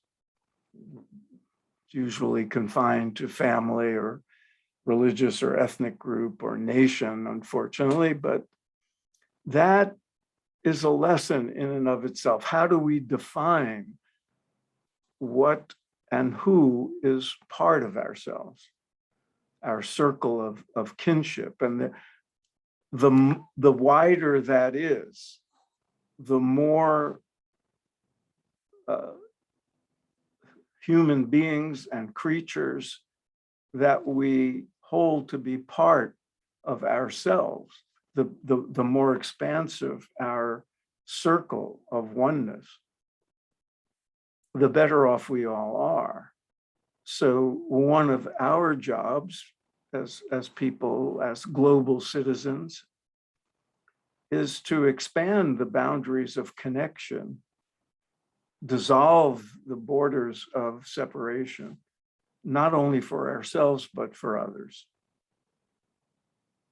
And we do that in many ways. Some of it is just natural, and we've evolved in that direction a great deal just naturally because of the increased travel and migration and global communication networks, our exposure to those who we might have regarded as other and alien and threatening has grown. And the more we do that, the better off we are. There's the advances in science that teach us that we all share a preponderance of our DNA with other beings, that we're all made up physically. That is, the physical part of ourselves is made up of these strange entities we call subatomic particles that we all share, and that we're all connected ecologically to the web of life, and everything we do affects everyone and everything.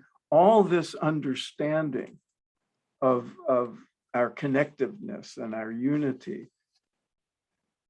helps to cultivate the kind of harmony and peace we're all seeking. So our task is to not only spread that vision of unity, but to deepen it, to move beyond just a recognition of oneness and an understanding of connectedness, but to move it to a more potent and powerful level of feeling that and knowing that and realizing that and truly awakening to the reality of that.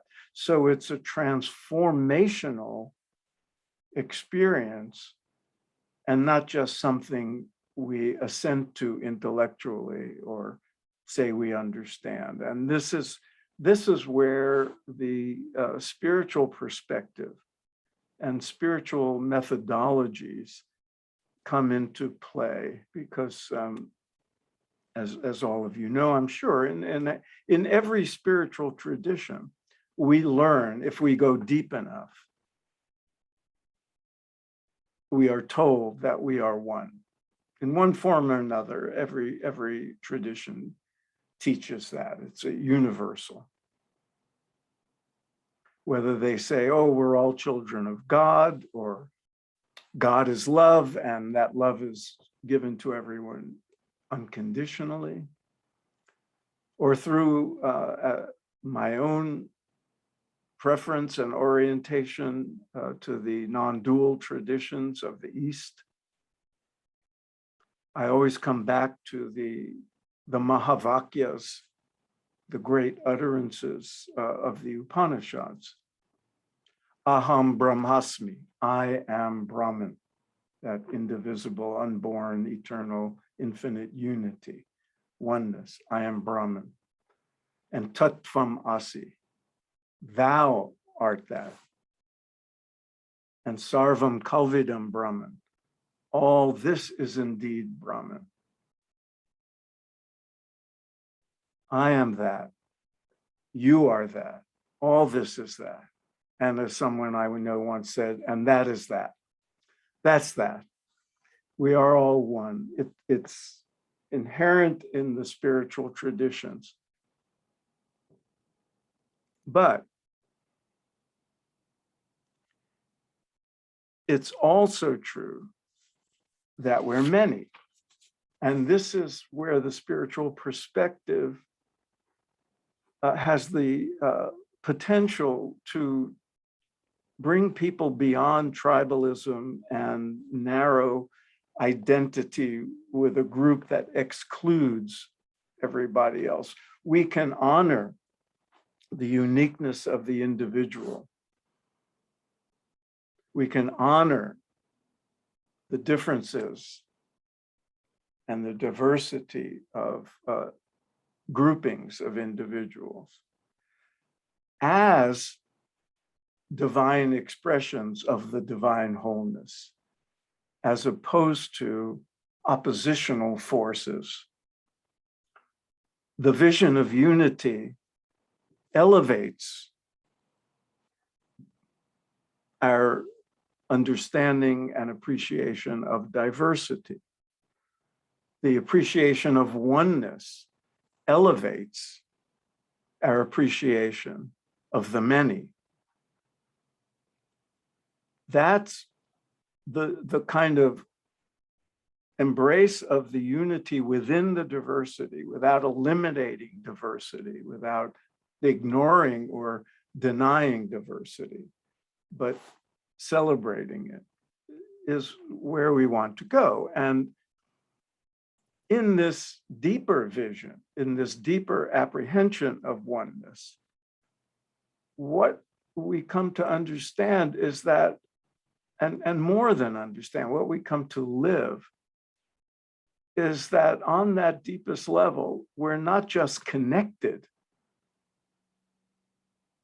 we're not just linked to everyone and everything. We are everyone and everything. I am Brahman. You too are that.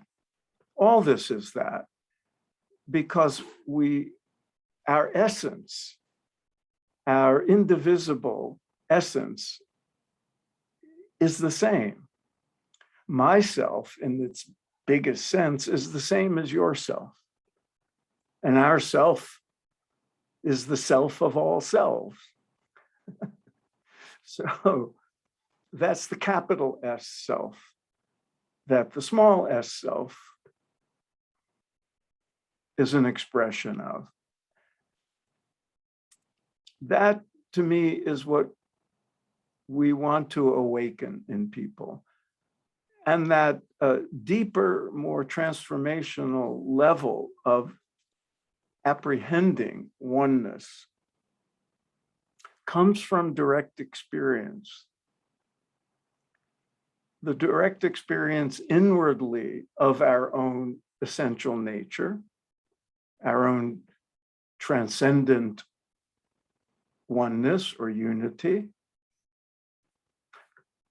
produces something very real, not just abstract and not just something we comprehend mentally, but a shift of consciousness and a deep shift in how we perceive our own identity and what we are, and a deep knowing, a palpable feeling, an intuitive sense that's beyond words, beyond reason, beyond facts, beyond ordinary understanding or belief. It's an apprehension of oneness that essentially is the very definition of spiritual growth and spiritual attainment. Certainly the very definition of yoga, which means essentially union or unity.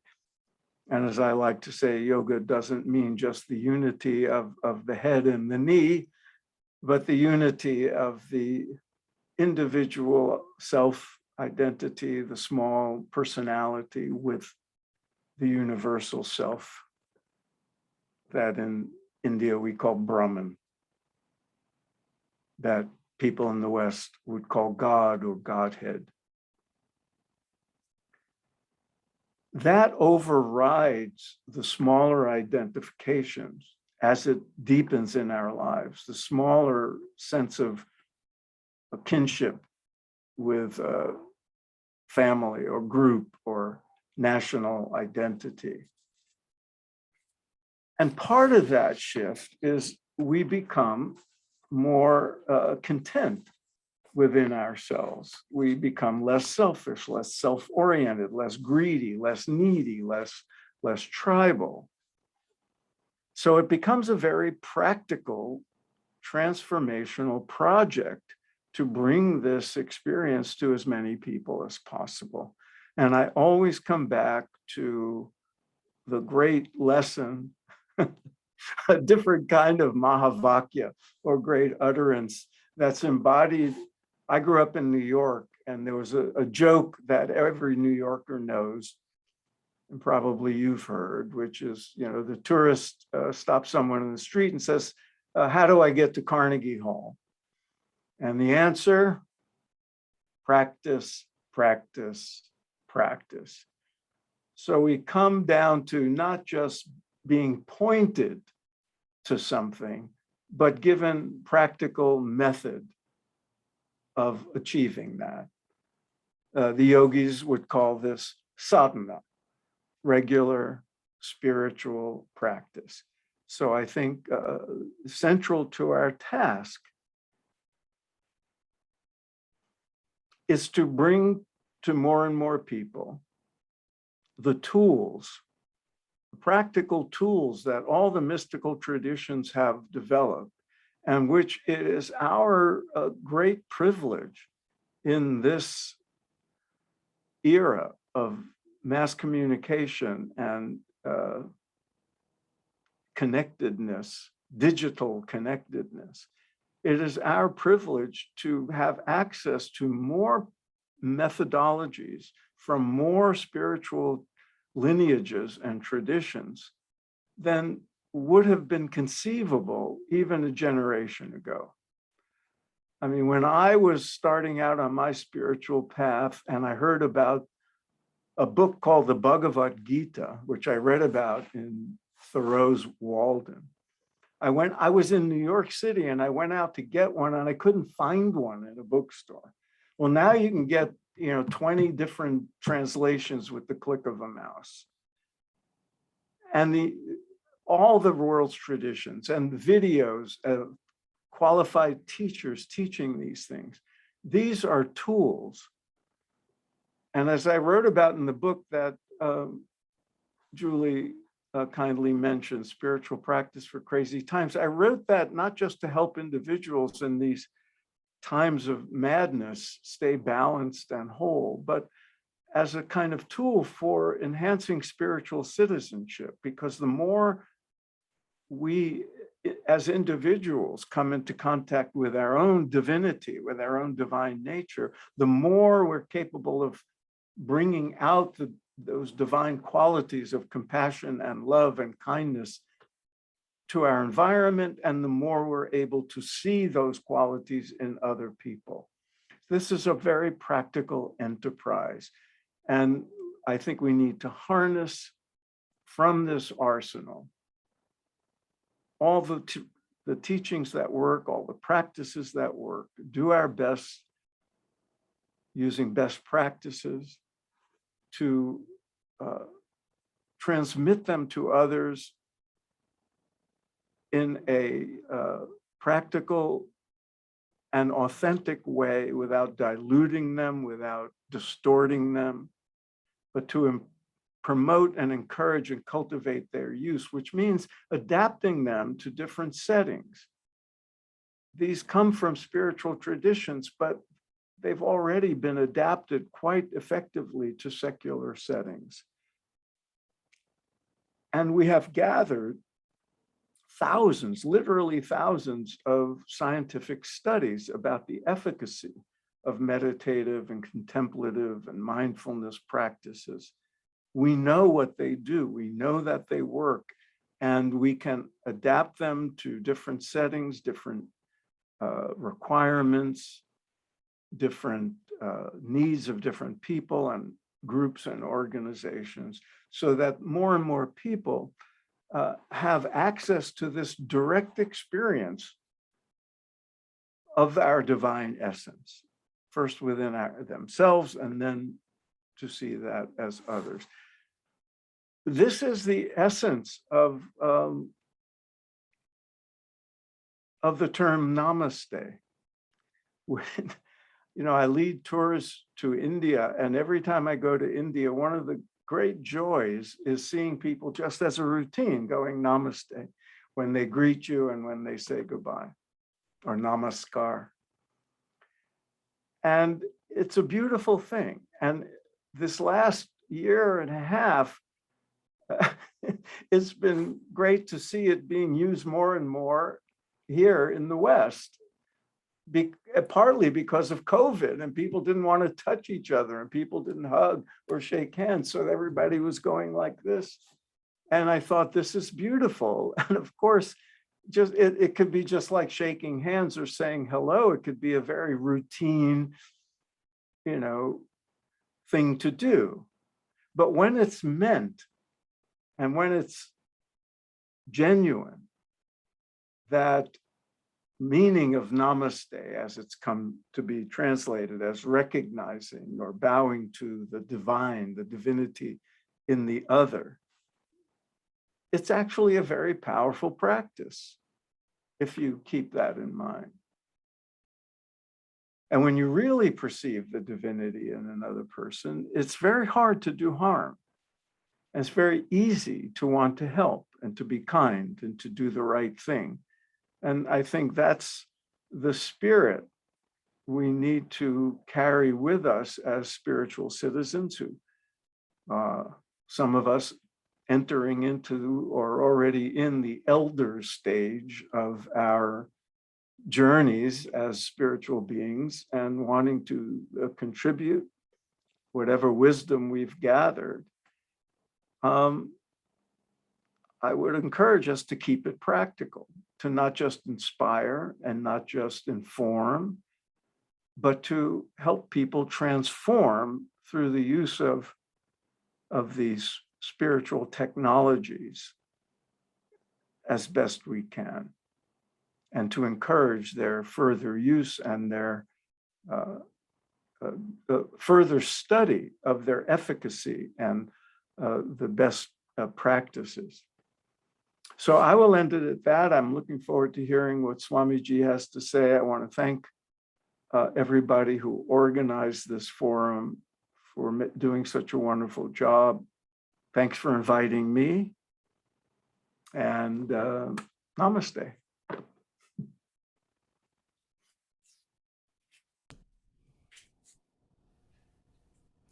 Thank you, and Swamiji.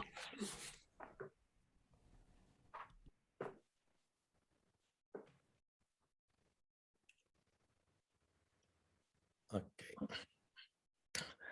So I'll begin with a short prayer. Om Asatoma Satkamayam Tamasoma Jyotirgamayam Mrityorma Amritam Gamayam Aviravir Mageti Rudrayatte Dakshinam Mukham Tenamam Pahi Nityam. May the divine lead us from the unreal to the real, from darkness to light, from death to immortality. May the divine consciousness fill our hearts and protect us. So thank you to Bob and the One Planet Peace Forum for inviting me. It's always a great joy, and I've been listening to the talks, the music, and it's been extremely inspiring. So I'll continue with the themes that Phil started. The theme of this year's gathering, living peace, building peace, I found to be profoundly meaningful and thought-provoking. Living peace, when I read that, my mind began to think about the word living as opposed to talking about peace or writing about peace or even thinking about peace. So what does living peace mean? And then the second part of the theme, building peace. How does this building occur? At least two ways come to mind. Either it goes inside out or outside in. So when we start building peace, should I first look inside me and try to build peace inside me? Or I look out at the society, the environment around me, and try to build peace there? And it would seem that the two are connected, that as much as I succeed in building peace inside, I would succeed in building peace outside. Similarly, the name of the forum itself, One Planet Peace Forum, besides the word peace, the other keyword I believe is one. And the reason for that is not difficult to see, that peace is associated with oneness, which is why the theme of this particular panel is from many to one. And so the challenge before us is that even when we speak about oneness, our present experience is of the many. And we know that when we experience the many, while there are elements of harmony and joy and friendship in the many, but there are also elements that lead to conflict, to violence, to misunderstanding, to fights. So the many is kind of a mixed bag. It provides some wonderful things, but it also provides some terrible things. And hence, even when we are experiencing the many, we keep making efforts to see the one in the many. And these efforts can take many different forms. As Phil also referred to it, that when we speak about the one divine source from which all of us have come. So we try to find our oneness from the source from which the entire creation has come. We try to find our oneness by the things that we share. For instance, that we are all human beings. As humanity, we are one. We extend it further, that why exclude animals? So that we extend our sphere of oneness to include animals, and then further, going further, even plants and trees. So all this is very helpful. Even though this is helpful, we know that when it, oh, there is an animal there. Good to see. Kate's dog is right there. So the interesting thing is, in spite of these efforts to unify this diverse world, we find that when we really need to see one, we are not able to really get there. There's something pulls us back. And one example right now, I mean, the kind of difficult situation through which all of us are going is just this pandemic. So before the vaccines came out, all the world leaders, and they all spoke and they said, we are all in this together, that everyone is affected. No one is safe until everyone is safe. We find these ideas being expressed by all major leaders.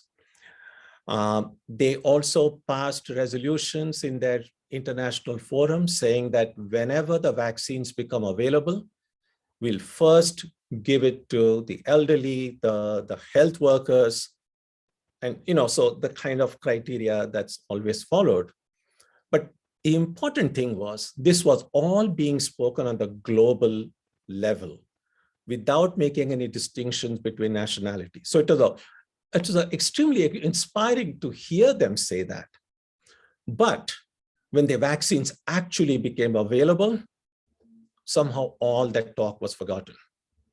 Then, well, we are one, but we are our country is more one than the entire planet. And so that's the challenge. Even when we recognize the value of seeing unity, the value of seeing oneness, when it really matters, we are not able to go there. We just immediately, our definition of oneness narrows down to something which is like, it's like they say, everyone is equal, but some are more equal than others. So that's the kind of a situation in which we find ourselves. So one question that comes is, why is it that it is so difficult to actually experience that one outside, even though we may talk about it, think about it, sing about it, but why don't we actually experience it every moment of our lives? And one approach to understanding this phenomenon is that perhaps I need to begin here, that I am not able to experience this peace here. I'm not able to experience that oneness here, which is why it's becoming difficult for me to experience that oneness outside, which is why it's difficult for me to build peace outside, unless I build peace inside me. Now, what does building peace inside me would mean? What does oneness inside me would mean? I am a one person, but am I? Am I really one? I mean, that's the one question that could be interesting is, who am I really? And we might say, well, I am one person. But then if you kind of line up, say, 10 photographs of yours taken at different stages of your life and line them up in one row, we might see that we don't look same in any of those photos. Like say a photo that was taken when we were 1 year old and then 10-year-old and 20 and 30, we look very different. So there are parts of me that have changed. Physically, I have changed. We all change. We weighed only a few pounds when we were born. Now we weigh much more. The kind of thoughts and emotions and feelings I had as a little child are different than when I was a teenager, when I was a young man or woman, or when I was middle-aged. So I am one, but there have been things that are changing within me. My body has changed. The way my mind thinks and feels has changed. So I am a kind of one made up of these parts. There is this physical part of me. There is this body. Well, we know we are not just flesh and blood and bones, that there is something more subtler within me, which we generally refer to as mind, but which you could kind of include in it, the intellect, the feelings, the emotion, the ego, the whole invisible part of me, none of which the surgeon will find when my body is cut open, and yet it's a part of me. So there is the body and the mind. They say today that most of the illnesses that we human beings suffer from are psychosomatic in nature. It's because the body and the mind don't get along, are not in harmony. So there is this conflict. The hurdle to peace inside me is that the body and mind are in conflict. Now the mind, which would seem to be one, is really not one either. In psychology, they also speak about the unconscious part of the mind and the conscious part of the mind. And those two are in conflict also. So there is a tension between the conscious part of me, the unconscious mind. There is a tension between the mind and the body. And then those who are spiritually oriented think of something called the soul, or something which is more, something which is different, something which is distinct from these material parts of our personality, the body and the mind. And then there is the spirit. And then, of course, if we believe in a higher entity called God, but called by different names in different traditions, there is that. So there is this separation that has already occurred. And this separation from that source gets mythologized in different traditions. The fall of Adam and Eve from the Garden of Eden. Again, that's a separation. They were in the state of oneness, they got separated, and the many emerged. And philosophically, that gets described in different traditions in different ways. So this kind of a separation, and psychologically, we might say disintegration. In the language of sociology, we might say alienation. So parts of me have gotten alienated from one another. They have got, my body is alienated from my mind. My conscious mind is alienated from the unconscious. They are alienated from the soul, which is alienated from God. With all these different parts, with all these many, of course, there is conflict, there is tension. And which is why we are not at peace. So peace is not simply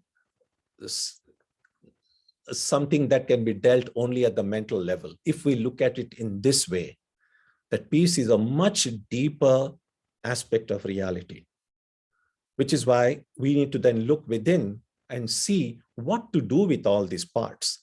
Am I just a collection of these parts, or who am I really? And one of the insights that comes from the Vedas, from the Upanishad, which Phil also referred to, is that these different parts, the body, mind, and soul, and all of this, the real me, the spirit, is buried, so to speak, under these different material layers. So there is this theory of layers, that all these different parts of me are really layers over me. The real me is this non-material, spiritual, pure consciousness, which is birthless and deathless, pure, free, and eternal. But because it has gotten buried under these layers of the mind, the body, the ego, all of these things, this I, this real me has kind of forgotten itself. And this real me can acquire its memory of who I am only when these layers are removed. Now, these layers kind of become non-functional every day when we are in deep sleep. When we are fast asleep, when we are not even dreaming, we are kind of disconnected from our body and mind. Of course, we do wake up next morning, but at that moment, when we are in deep sleep, we have no idea that we have a body and mind. Now, in our present state, the deepest peace that every one of us has experienced is in that state of deep sleep. But that's a state of unconsciousness. We are not conscious in deep sleep. It's peaceful. When we are sleep well, next morning we feel refreshed, we feel happy, we feel wonderful. And yet we had known nothing in that state of deep sleep. The question that many of these mystics asked themselves was that same state of peace that people experience in deep sleep, in that state of unconsciousness, can it be experienced? Can it be recreated? Can it be reclaimed in a fully conscious state? If I can capture that state of oneness, that state of peace while I'm fully awake, the problem is solved. And that is what is often termed as the state of samadhi. When you're fully conscious, there is no conflict of anything within, and then you experience that deepest peace. In fact, in the Upanishads, in the Vedas, the word for that state is peace. They call it shantam. So that is the state of peace. Now, those who are in that state, when they interact with the world, they interact with the people around them, they don't have to make conscious effort to build peace because they have become peace themselves. Their very presence exudes peace. They don't even have to do much talking. Just being in touch, being in contact, being associated with them, that holy company, we acquire a little bit of that. Now, all the great prophets, saviors, incarnations, saints, from every tradition, at every point in history, when we read about their lives, we see that. When people came in touch with Jesus, Jesus met him, they experienced something. He didn't have to say much, just being in his presence. Same thing in the presence of Prophet Muhammad, in the presence of Buddha, in the presence of Ramakrishna, in all these different great ones of all the great prophets of the past, they had become peace. They were not simply experienced it, they had become peace themselves. And the beauty is, this is not something reserved only for some extraordinary beings. Every one of us is extraordinary if we only look within us. The hopeful message is that every one of us has that power, that capacity to experience that peace within ourselves. Only if we try hard enough, if we look deep enough, we can do that. And that is what these great spiritual ones do. And this discussion, this forum that we are having here together, this is a very helpful way of trying to bring out these great nuggets of wisdom in different traditions from different fields of study so that we can share them with one another and try to enrich our life, to discover that peace in our own heart and then share it with everyone. If there is time for just a minute more, can I do a peace chant we do at the Vedanta Society every week? So I will conclude by just doing this peace chant that we do. This is from the Vedas. Om Prithvi Shantirantarikshagam Shantir Dyav Shantir Disha Shantiravantara, Disha Shantiragnishantir, Vayu Shantiraditya Shantish, Chandrama Shantir, Nakshatrani Shantira Pashantiroshadaya Shantir, Vanaspataya Shantir, Gau Shantiraja Shantirashva Shantir, Purusha Shantir, Brahma Shantir, Brahmana Shanti, Shantireva Shanti, Shantirme, Astu Shantihi. May there be peace on earth and in the sky. May there be peace in the water and in all directions. May there be peace in the plants, in the trees, and in animals. May there be peace in the hearts of all beings. May there be peace in everyone and in everything. Sarvetra sukhinas santu, sarve santu niramayaha, sarve bhadrani pashyantu, ma kaschit dukkha bhag bhavet, sarvastaratu durgani, sarvo bhadrani pashyatu, sarvas sadbuddhimapnotu, sarvas sarvatra nandatu. May all be happy and healthy. May all see what is good, and may no one experience misery. May all overcome their obstacles and acquire good tendencies. May people everywhere find joy and fulfillment. Peace, peace, peace be unto all. Thank you. Thank you.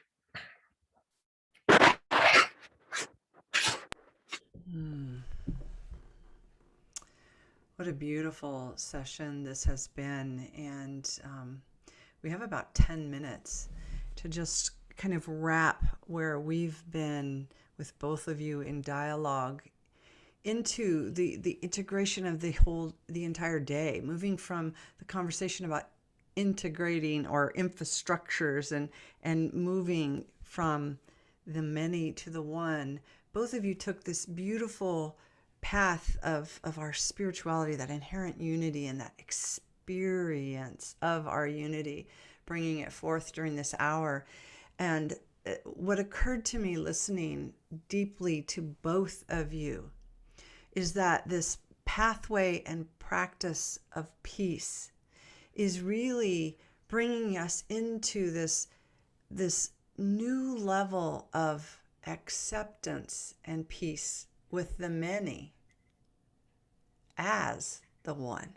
It's like that we've been on this developmental trajectory of our spirituality and our consciousness of moving from that inherent unity, understanding ourselves as separate, and then coming back in. But there's this, just like we talked about the forgiveness with Adeola, she was talking about the forgiveness practice, is that moving us into a forgiveness and acceptance of who we are as an expression of many, who we've been in separation, who we've been in tribalism. And so it just feels like this really nice shift for us to just fully come into this idea of the many as who we be in our inherent unity, as we're really embodying and coming into this new place of this unitive consciousness on the planet. So with just 2 or 3 minutes each, I would love to hear each of you to kind of wrap this session up, perhaps addressing this welcoming love and acceptance and peace for our unity in diversity, that there's no mistake here. Yes, we can look at the outside world and begin judging other. And what you both brought us into is really the beauty of who we be as diversity, as many, as well as the one and that inherent unity, because the same inherent unity is in the many as well. So if you could just take 2 or 3 minutes each and just perhaps address that for us and bring us really home to this idea of the many to the one. Who would like Who's to? first? Go, Phil, go first. Okay, good. You should be the conclusion. As you were speaking, I was reflecting because I see Swami on my screen. I wrote a history of how Eastern teachers came to the West and transformed our spirituality. Swami Vivekananda, who founded Swamiji's lineage, came here in 1893. People welcomed him as somebody who had something wonderful to teach us, but others looked at him as a dark-skinned man with a turban and orange robes as a foreigner and a threat. And that has always characterized two kinds of people in America. People like everybody, I can pretty well say, everybody in this call welcomes and honors diversity and sees everybody as of value and embraces the differences and learns from the differences and finds it interesting and finds it valuable, an expression of divinity of the union. And other people are threatened by it and are hostile toward it. Those are the people who have to be reached, and they have to be reached by direct experience, not argument. And sometimes that direct experience is simple exposure. They happen to their kids go to school with somebody who's different. They meet somebody at work who's of a different race or religion or ethnicity, and that's how things change. But it also changes through the direct inner experience of our own divinity, because when we come out from that, our perception changes and our hearts change. That's I think, those things are critical. Swami? Thank you, Philip. The connect, not convince piece that the prior session mentioned. Yeah, thank you, Swami. I think the problem of one and many can be solved best only through love. We know from our own experience in life that there is those whom we love really closely, intimately. We know at one level that they are different people. And yet there is the spirit of oneness of a deeper kind when there is this connection made through love. Love is a big subject, and there's a lot of talk of love. I mean, when I grew up in India, we didn't use the word love that much. There wasn't much talk about love at all. After I came to the West, I found everyone's talking about love all the time. I love you. I love you. That's good. I mean, that's nice. The problem, I think, of love, to put it very briefly, is when we are often asked, like, be loving, I don't think it helps, because we already have a lot of masks over ourselves. And now we put one more mask of a loving person. And so becoming loving is not very helpful. There's the other approach, and that is, we don't have to become loving at all.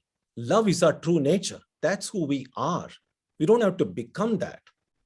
The problem is, if that is my true nature, why is it not manifesting itself naturally? And the reason is because there is an obstruction over it. And that obstruction is hatred, anger, jealousy. So instead of trying to become loving, we just have to try to eliminate hatred, anger, jealousy from my heart. If hatred is removed from my heart, love, which is already here in my heart, will automatically flow outside. I don't have to become loving at all. So it becomes much simpler than to look in our hearts and to remove even these subtle seeds of anger, suspicion, hatred, and jealousy. And once that love begins to grow, we will see, even when we see diversity, in that diversity, we will naturally see oneness. And we will see that oneness because that is what love does. As Ramakrishna in whose name the order to which I belong is named. He's the teacher of Vivekananda. Ramakrishna once said, love leads to unity. Hatred leads to diversity. So if you want true unity, we all have to try to discover that love and remove the hurdles to that love by eliminating hatred and jealousy and anger. This way of thinking has helped me personally in life. And I believe that it might help others as well. Thank you. Thank you. Swami, you didn't see enough Bollywood movies when you were growing up to see the love stories. Oh, thank you both. This was such a beautiful hour, and I just feel so inspired and uplifted by this entire conversation and experience of prior unity. Thank you. And I love this quote, the problem of many can only be solved with love. What a beautiful way to wrap this session. Thank you so much. And our closing contemplative postlude today is a Brahma Kumara meditation brought to you by Sister Mary Friedland. She's a core team member of Transformation365.org. Transformation 365 is an integral supporter of the One Planet Peace Forum. We extend our deep gratitude to the myriad beautiful practitioners and practices that they've been sharing and bringing forward with this leadership of Kate on our team as well, with the One Planet Peace Forum planning and the committee that's put together this. So thank you for that. Check out transformation365.org. And with that, Sister Mary. Thank you so much. Thank you for the opportunity to be here in this great gathering of peace today. And I'll start by saying Om Shanti, which is a greeting of peace, used frequently in the Brahma Kumaris, which is my tradition. Brahma Kumaris is an international spiritual university. Our main practice is meditation, through which we experience peace. But then we live peace, as all of these great speakers today demonstrated in their own lives, how they're living peace. And our motto is, when we change, the world changes. So I feel a lot of optimism for the world being in this group today. I know a lot of personal transformation has gone on to bring the speakers and also the participants to this place of a strong peace, which is where we are now. And I couldn't help but notice that the many beautiful initiatives and projects and concepts expressed today, and also the example from the lives and the demeanor of the speakers, prove that peace already exists. Peace is a reality right now. Several of the speakers said peace begins within, reminding us of how the process of peace grows.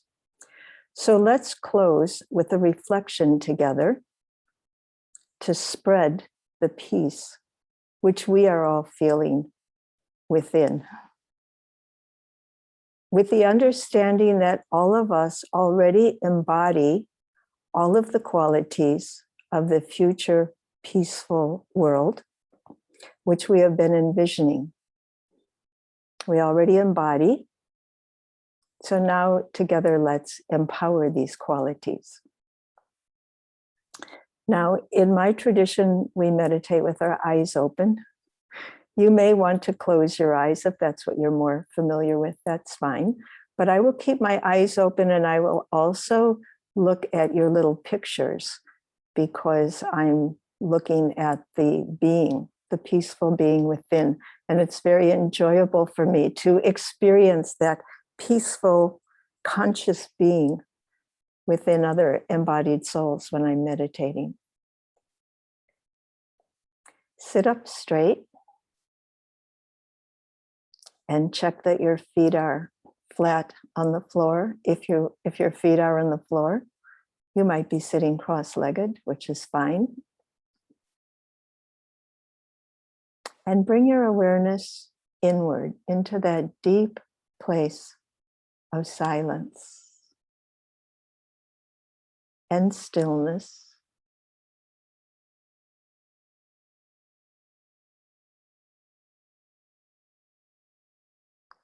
What does a peaceful world look like to you in your mind's eye?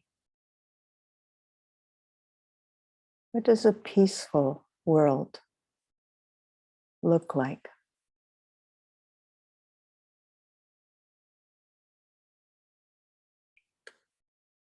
Whatever your vision of a peaceful world, that could be your mission. It could be what you are to live and contribute in your daily life.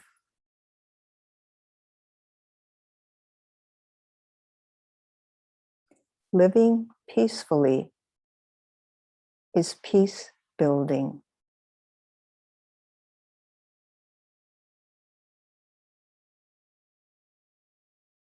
Seeing all living beings as your brothers and treating them accordingly is peace building.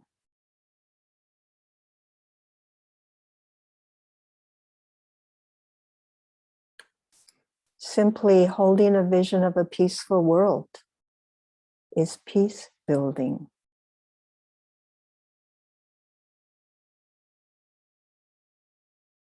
Choosing kindness, speaking with humility, seeing the best is peace building.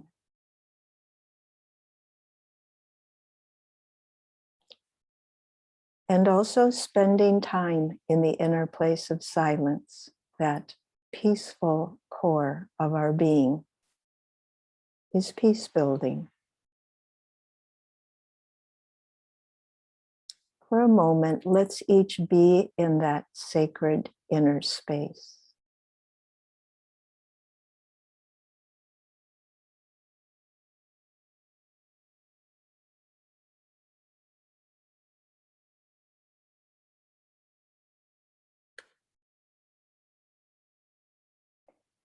From your own inner core of silence, see who or what you understand to be the source of perfect peace.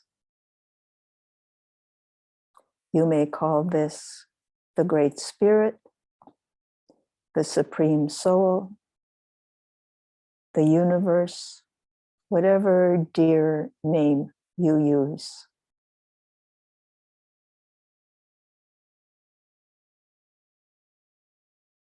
Let yourself be drawn towards that perfect peace. The one who is not constrained by a body and therefore sees us as we truly are.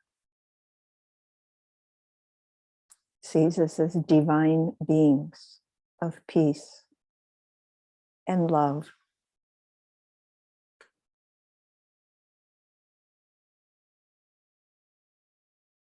And perhaps that one has chosen you.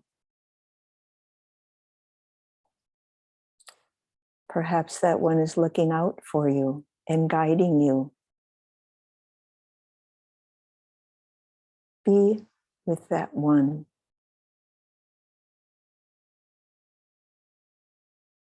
Feel blessed. And affirm what you have always known, that peace is the highest task, the greatest good.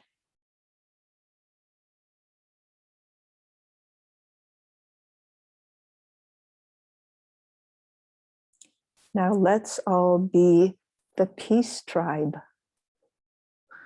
Embrace the whole peace tribe. Love the tribe. Everyone is welcome in this tribe. And everyone already belongs because we all love peace. This tribe is also a big family. Each one of us is intrinsically a being of peace. You might say soul, spirit, conscious being. Without the camouflage of the body, we're all the same. So let's create from within, collectively, a higher level of peace, a deeper state of peace. And let us live each day a story of hope. Hope combined with faith that peace is who we are and peace is where we will be. Om Shanti.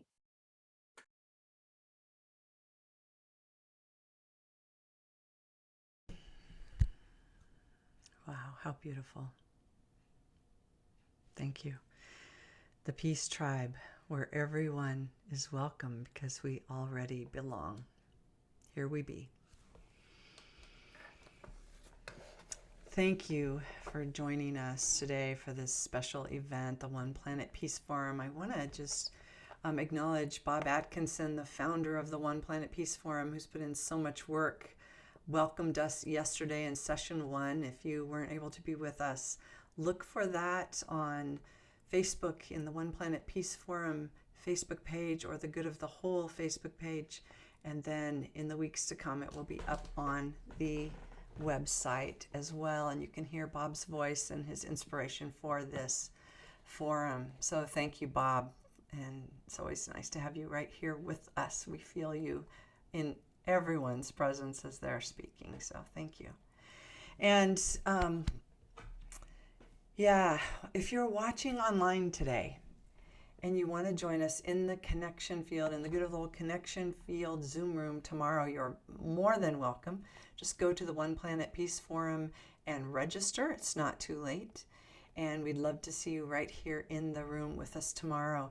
For those of you that have been watching online with us, whether you're here with us live in person today or in the coming days watching this video, if you've really been moved by this expression of the One Planet Peace Forum, I encourage you to go to that website, oneplanetpeaceforum.org, and scroll down that front page, that home page, and find that donate button and contribute if you can. The donations that are coming help us expand this opportunity for more and more to take this in, again, where everyone is welcome because we already belong. So thank you for that phrase, Sister Mary.